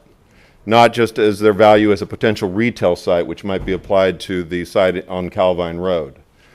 So the values of specific sites may be greater for other particular uses, but they don't provide transportation-oriented development, or they don't benefit the city as a whole through improved transportation-oriented development. Hey, hold on. He was asked as our broker to present. So just a second. So one of the reasons why they hired our team to represent the city and sell the properties for these purposes is because we do go to other cities, we do study other cities, and the benefits of transportation to those other cities and the decisions made. And if you look at Portland, if you look at San Francisco, if you look at Denver and the decisions they've made that are very similar to these, the benefits to the immediately surrounding areas to their downtown cores always benefit in the long run. Just visit the Tenderloin district. Hold on, let him finish. Gosh, people, just hold on. Okay, well, I won't elaborate other than to say that the value of the properties were originally created through an appraisal, so that established the base level value for the properties. And we have received offers in the past that were higher offers than some of the offers that were actually accepted by the Sacramento Regional Transit-Oriented Development Committee, but they did not involve transportation-oriented development. And that is one of the primary criterias of selling the properties. Well, now you're asking me again to offer my opinion on triage. So Director Harris, did you get answered what you needed from? Yes, I think that's sufficient. Okay. All right. Thanks. So the value of the properties is correct as transportation-oriented development. Okay. Okay. So, Mr. Chair. Thanks, Director Budge. I would comment, with all due respect to the professionalism of the broker, and sitting here as a person who has supported light rail since it was first constructed, being one of 2 people in Rancho Cordova who supported light rail, I can tell you that the vast majority of the people who are arrested for shoplifting at Walmart across the street from the Zinfandel station have come on light rail, and their method of their modus operandi is to they know exactly when the train comes, and they can steal what they want, run out the door, jump the fence, and be on that train before the security guard at Walmart can even get out the front door. And I'm sorry to have to say that, but that's the fact. Well, if you're directing that comment at me, then that's getting beyond the scope here. At this point, so thanks. Okay, sure. Sitting here listening to this, and as you can tell, looking at us, we haven't done this to this degree before. I can't help but feel that this absolutely could have been done and conducted with a lot more daylight, allowable, and so what I'm stuck with at this point is trying to figure out the cleanest way to proceed in a fair, transparent manner from this point going forward, without violating procedures and all that sort of stuff. Mr. Chair, I do have a procedural suggestion. Okay. It is my understanding that we could actually pass an emergency motion to hear an item to reverse the authority to grant the general manager the right to enter the sale of contract and retain that right to the board, if we can pass it on an emergency basis based on information that came up at this meeting. Well, but it would need a second. My question to that would be, I'm not sure that would ultimately be necessary, because if we're not approving any sale. No, but right? It addresses, it specifically would reverse our granting the authority of the GM to consummate the sale. So, go ahead, Director Kennedy. So then it would require it to come back when there's Absolutely. actually any sale to this body, which would be a full public hearing. Absolutely. I think so. Steve's been trying to say something for 30 minutes. Oh, it's okay. Everything gets said, but I don't see it as an emergency. We could agendize it for the next meeting. Right. And all I wanted to say is I do concur with Director Natoli, because it seems a lot of the conditions that we delegated the authority to the general manager have changed. And now we're going back to step one, which is declare surplus property. And so in my mind, when I read this, this is a simple one. We're just declaring these surplus property. I didn't know we wouldn't see the sale again back here. So that's where I'm at. So Mr. Chair, With that, I would withdraw my second of the motion. I don't think that rushing through. I think that we owe the public that transparency, and I agree with Director Natoli and Bud. So I withdraw. So, Mr. Chair, I have a question. Sure, Director Hare. Henry, why are we declaring the surplus so late in the game? Why did we not declare this property surplus before you entered into purchase sale agreements? Okay. Thank you for giving me this opportunity to explain the process. Actually, first we declared this as joint development. The reason we declared that is because we can use the fund we're going to receive from the sale can be used for the operating purpose. And we would like to use the operating fund to improve the operations, to add more service, or improve the reliability, service reliability, or, like just Robert from beginning when he spoke, he wants more buses, he wants more frequent services. That's the primary purpose. When we declared that as a joint development, we followed all the procedures to make sure the public agencies will have the first, right to bid on this.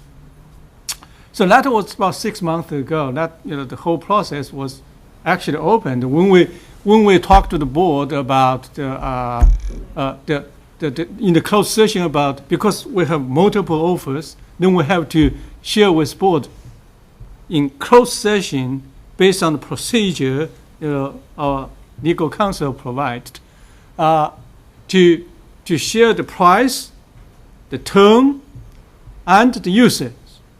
So we shared with board, and the board gave the authority to the GM to enter into, to negotiate and to enter into the agreement.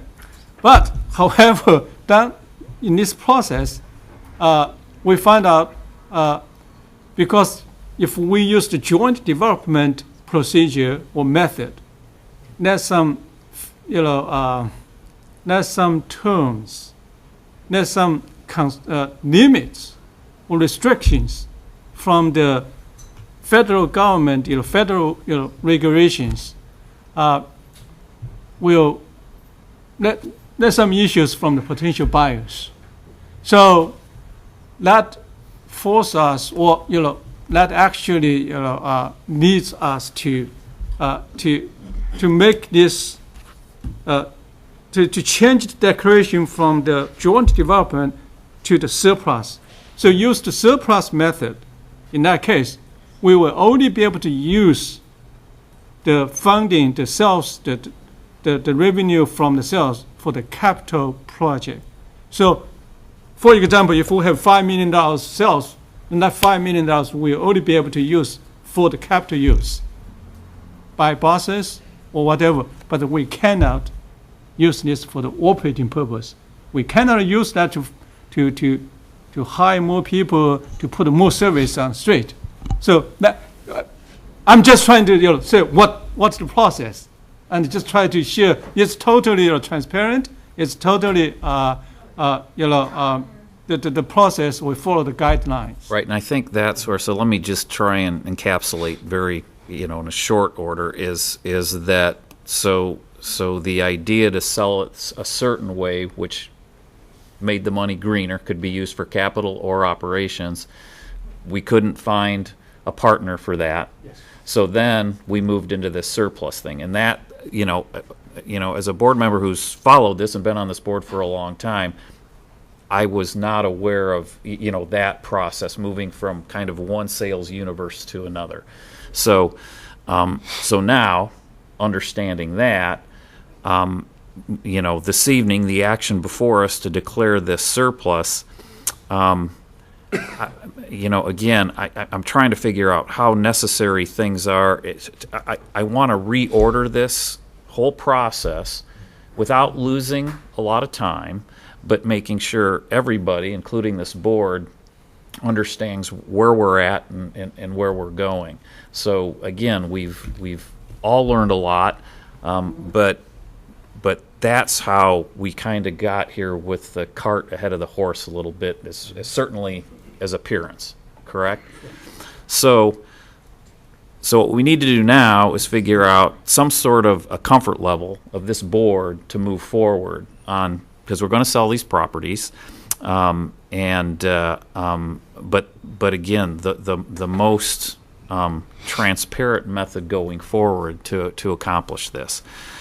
So, and that's where I'm a little stuck is wanting to make sure we clean this up as best we can this evening. And again, it gets difficult trying to do this stuff on the fly. So without trying to make more of a mess of things, if some have suggestions, but I do feel that without the controversy on a couple of these, that I think we should feel comfortable moving forward on those.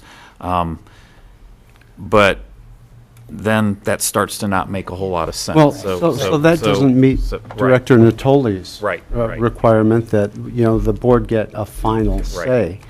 And that is a change of policy. I would suggest that we go ahead and make the declarations of surplus, and then we have entertained the discussion about whether or not we want to bring it back for final board approval. But that is a change of policy. Right. So let's ask this question: is so the difference? So if we don't declare this as surplus at this time, where's that leave us? Are we losing potential sales, or where does that leave us as far as our broker Kentoten actually had lots of conversations with us and requesting RT to move this type of negotiation and sales as fast as possible. I get that, but because we're gonna make that decision. Okay. Okay. So it likely may, some potential buyers may, back down. Right. Yes. Right. So that's the potential. Okay. Issue. All right. And that's all I need to hear, because I'm aware of that. So okay. All right. So Director Natoli. Yeah. I guess I would suggest that, I think in light of the conversation, that and I guess I would respectfully disagree that it's a change in policy, maybe a change in direction, because I don't think policy for this district says that in each and every case that the general manager is given the authority to dispose of property. We may have given that direction in specific instances, and if it is the policy of the district that each and every case, then I'll stand corrected, but I don't believe that's the case.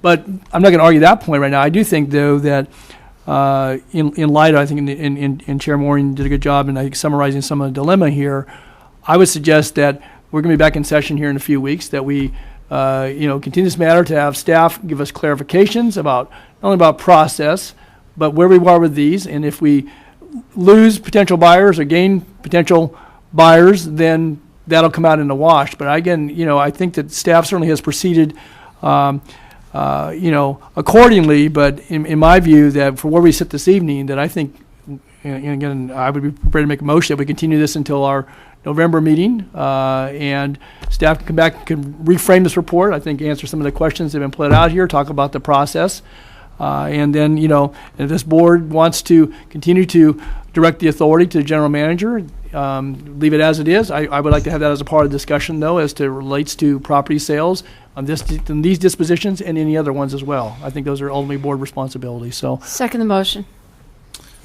Okay, so Director Harris. So I think it's really important to point out that an awful lot of work has gone into these purchase and sale agreements that potentially would be lost by an action like this. If you look at the conditions of sale, particularly on Power Inn and 65th, these were not insignificant people to rope in to purchase these properties, and there were significant encumbrances on the properties. It's a very difficult type of sale to consummate because of FDA overlays and because of RT's internal rules. If we take this action, we could be walking away from transit-oriented development, which is a tenet of RT. And I think it's an unwise decision to do, and I don't support it. And that's at the 65th and Power Inn? Correct. Items B and C? Correct.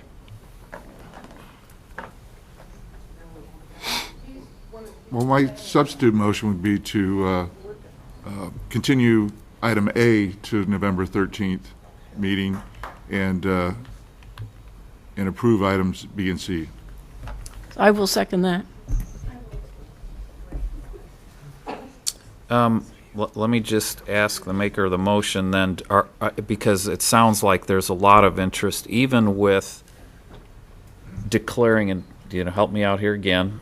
So with that motion, declaring the parcels identified in B and C as surplus this evening, and we're obviously going to be talking about this at our next board meeting, is at that point, again, changing our direction as to making sure that those final sales on B and C come before the board, again, in the interest of transparency, full disclosure, and all of that. Would those, I guess my question is, declaring B and C surplus this evening, how quickly does that turn around? And if the desire of the board is to make sure that all these land sales get vetted here at this board, are we throwing too much sand in the gears on those? I'm just kind of. Someone will have from real estate will have to talk about that, where they are in the process. Because I just want to try and understand that, at least with the parcels identified in B and C, that we can continue to move along, but also at what I'm feeling is the interest of this board to make sure that bring something back. I don't care that comes before us to finally say, yes, we're good.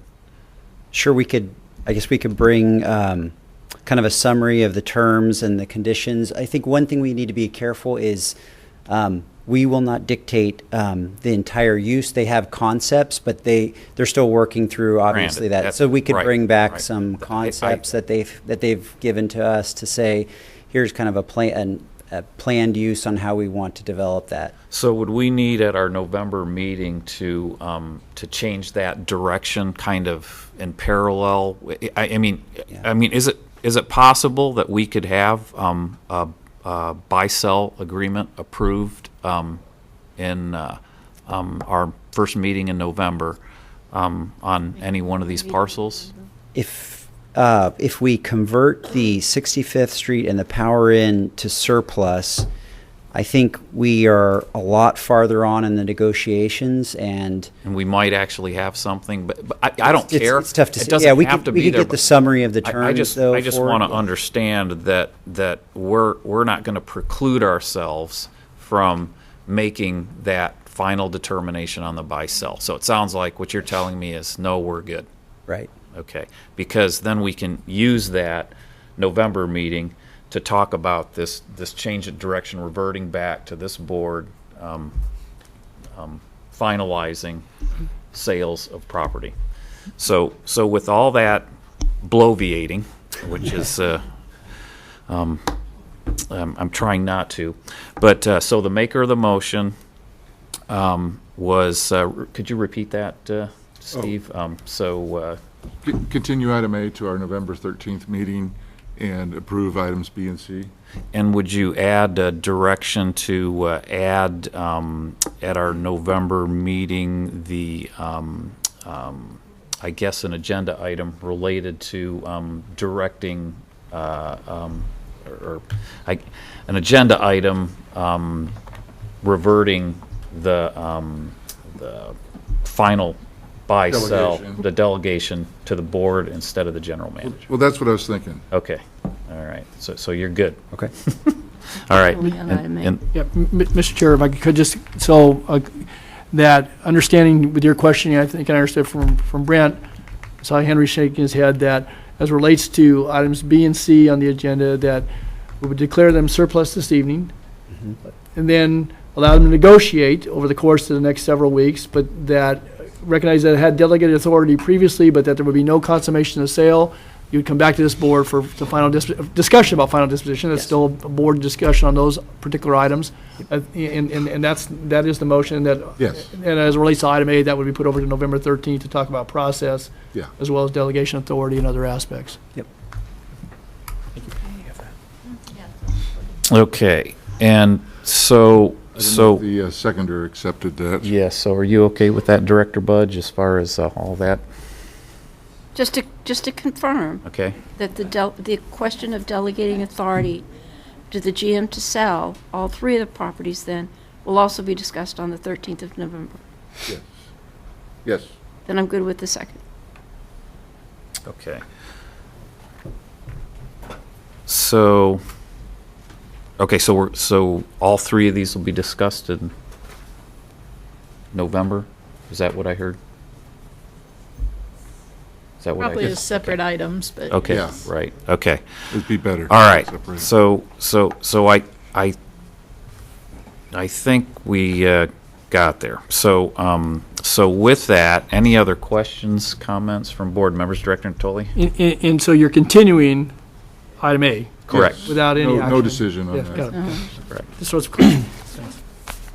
Okay. Any other questions, comments from board members? All right, so with that, a motion and a second on the floor. We better do a voice vote on this. You mean a roll call? A roll call. I mean, yes, a roll call vote. Thank you. You're welcome. Director Budge. Yes. Director Hansen is marked as being absent. Director Harris. Aye. Director Hume is marked as being absent. Director Jennings is marked as being absent. Director Kennedy. Aye. Director Miller. Aye. Director Natoli. Aye.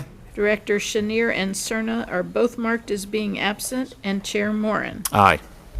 Okay. With that, the motion passes at 96 votes, and I'm going to ask those that are going to walk out of the room at this time to be very quiet in doing so, as well as standing in the lobby, because your voices do carry, because we have additional business to conduct. Thank you. Okay, so, and I would just ask, anybody who's a little bit uncertain about, exactly where we're at, Vice Chair Kennedy has offered to field any questions you have on any of this. But no, just a final comment. As you could tell, this is complicated. We want to do it right. We want to be transparent. And we got to where we are this evening through no fault of anyone. I mean, everybody was really trying to just get to optimize assets of the district. And, we're committed to still getting there, and we appreciate everybody coming out to speak this evening, and I'm sure we'll have another interesting meeting, first meeting in November, but I just want to thank staff for all their patience in this, and with that, okay. So the fact that it's not surplus and you guys didn't vote, can the council tomorrow buy this property? Yeah, so the question is, he wasn't at the mic, is since we did not declare the surplus, and I guess that's related to a potential action Sacramento City Council may take tomorrow. I don't have an answer for that.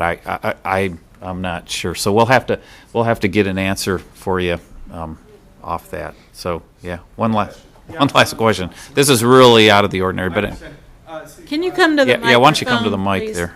Just the general manager. I understood the question about capital improvement came up.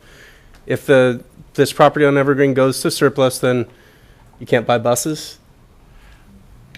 We're not really supposed to back forth like this. Well, I'm sorry. This is I'm for going the to answer your question. and yes. Sure. Yeah, we'll get an answer to that question. Yeah, I'm going to answer your question. Okay, so with that, rather lengthy consent item there, we still have a request to speak on? No, we don't. No, I think we're done. 10 on is good. speakers. All right, General Manager's report. Mr. Lee, Okay. please, a reminder, if you can exit quietly, I'd appreciate it. Thank you. So good evening, Chair Moran, members of the board, and the public. I will make my report very short. I prepared for 10 minutes. I'm just going to speak for 2 minutes. First, I want to thank Tammy for her comment about our grant writer. We do need that, but before that, we actually used some temporary support to do that. Now we think we need a permanent position. Okay. Secondly, I would like to share, safety and security is the top priority of our system, and we actually, about 2 years ago, we already had 10 transit officers checking the fares. Now we have 60. We 6 times more to check the fares, and no matter what will happen, and the station nearby this particular property, we're going to add more security there to make sure our passengers will feel safer and more secure. And thirdly, I want to share some our appreciation to 3 community volunteers. Over the past months, SACRT staff worked in conjunction with the Sacramento Housing and Redevelopment Agency, the Sacramento Resident Advisory Board, and the Rideship for the Masses to collect cars at 10 senior, disabled, and low-income living communities. Lots of these communities are under Supervisor Sarah and in his district. He really wants to be here to recognize the community volunteers who helped on this effort. Unfortunately, he had pre-arranged Cairo Speak engagement in the statewide air quality conference, so he cannot be here. He wanted me to say this. In total, SACRT volunteers and staff were able to distribute nearly 250 discount collect cars at this event. And I would like to take a moment to personally thank 3 individual community volunteers and leaders at this event. These 3 volunteers are Gail Morgan, Barbara Staten, and Debbie Surratt. And they have played a critical role in ensuring the success of this event. So thank you for your service and assistance. For the sake of timing, we will have the certificates for you guys delivered to you guys later, not in this event. So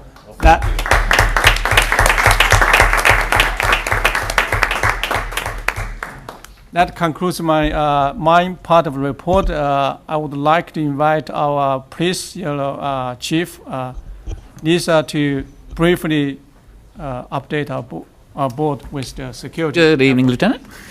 Good evening, Chair Moran and members of the board. I have a very brief update. I just wanted to share with you a quick little video. We've had 3 officers that work for Regional Transit Policing Services that have received some pretty great awards this last month, so I wanted to share those with you. So this is Officer Steve Lewis on the left, sort of in the plain clothes, and then Officer Myron Louie on the right. They both just received last week Employee of the Quarter.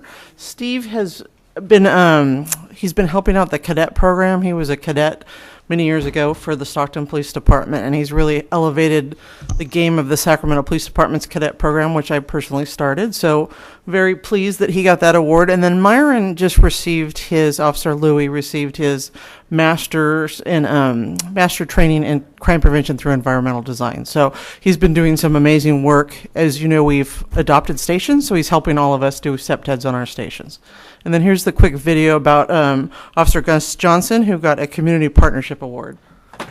For the last 4 years, I've been riding the RT train from Folsom to Sacramento, and it has grown into a positive experience for myself and the people that ride the train. When I first started riding, people were really inquisitive about why I'm on the train, and I actually ride the train with a backpack on, so that it's weird for them to see a police officer with a backpack. So it gives me opportunity to talk to people, and I like to talk to everybody that's on the train, and just to see how their day's going and what they're up to, and I like listening to them, so that's the best part about it. And then over the years of riding the train become friends with a lot of the people, and they wonder where I am when I'm not there. I have to tell them about my vacations, my family, and I'm just a commuter just like they are, but I'm in a uniform, and sometimes, you know, I check fare and I'm still at work, so if a situation arises, I address it and go from there, head off to work.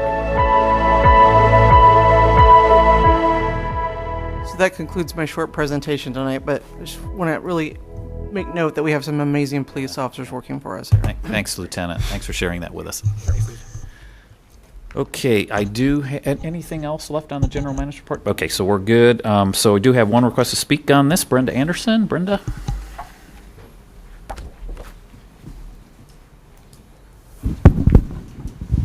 Good evening, Brenda. Repeat your question. So you have a question on the general manager's report? I have a request to speak. I'm sorry, she answered my question. Okay. Yes. All right, yes, good. she answered my question. So from now on, Brenda, direct all your questions to Cindy. So, direct my question to you. My question to you is that she answered my question. All right, thank you, Brenda. Okay, so with that, let's see. Next item, please.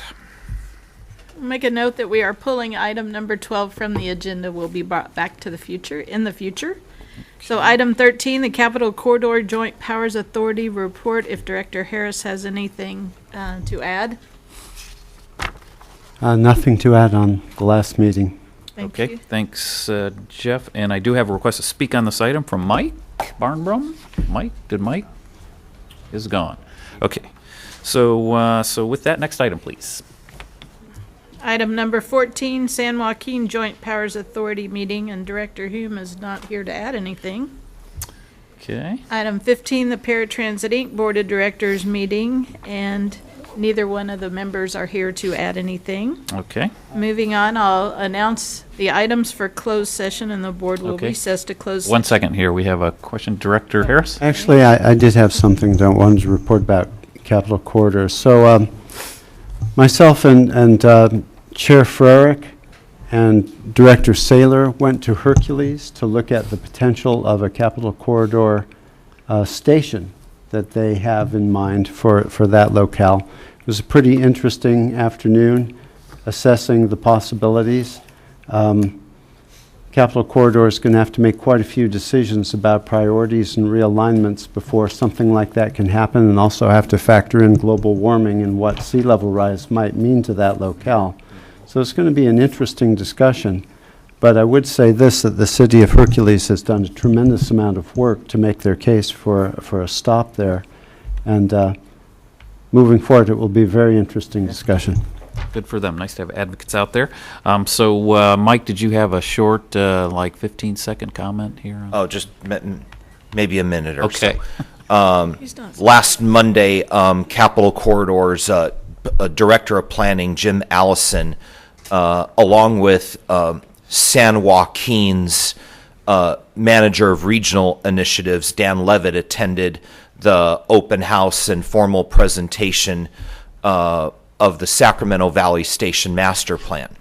And Manager of Planning, Jim Allison, mentioned, barring any other hiccups to come, and they hope none, the Vacaville station will go live for ticket sales and stopping and service Monday, November 6th.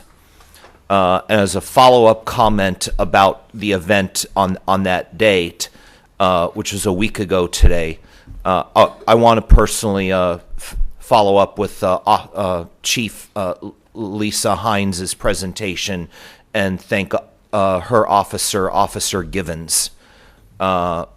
While I was assisting Amtrak guests and attendees throughout the evening of the event, I'm a volunteer station host at Sacramento Valley Station. While assisting folks, my main backpack got stolen. And all my accessories for tablet and phone were gone, wallet, keys to my apartment. Officer Givens met me at my neighborhood station. We went to my apartment, and him and former police services police chief Norm Leong paid a locksmith to change the locks on my apartment so that the would-be thief, robber, burglar would not have access to my place. A Facebook friend of mine took me immediately to DMV on Tuesday to replace my California ID card, and my Southwest and Amtrak credit cards replacements arrived at the office on Thursday. So those only took 3 days, but still waiting the ID card and the debit card from Golden One. And it was that station waiting room is not safe at our workstations. Former Chief Leong did say they got some still images of a male suspect, but it's only an internal thing right now. Even myself as a victim cannot even take a look at anything that they have access to at the moment. But I'm hoping to catch the person that was acting inappropriately during our event while volunteering and working at the station 1 week ago tonight. Sorry to hear the trouble there, Mike. Okay, so with that, I guess announcement of closed session items. Conference with the legal counsel, Holly Uller, Brian Uller, on behalf of himself and as guardian ad litem to Ash Uller and Cade Uller versus RT. Item 1. Item 2 is Donna Bond versus RT. And item 3 is being pulled from the closed session item agenda, and there will be no closed session report after a closed session. All right, thank you, Cindy. So with that, open session adjourned.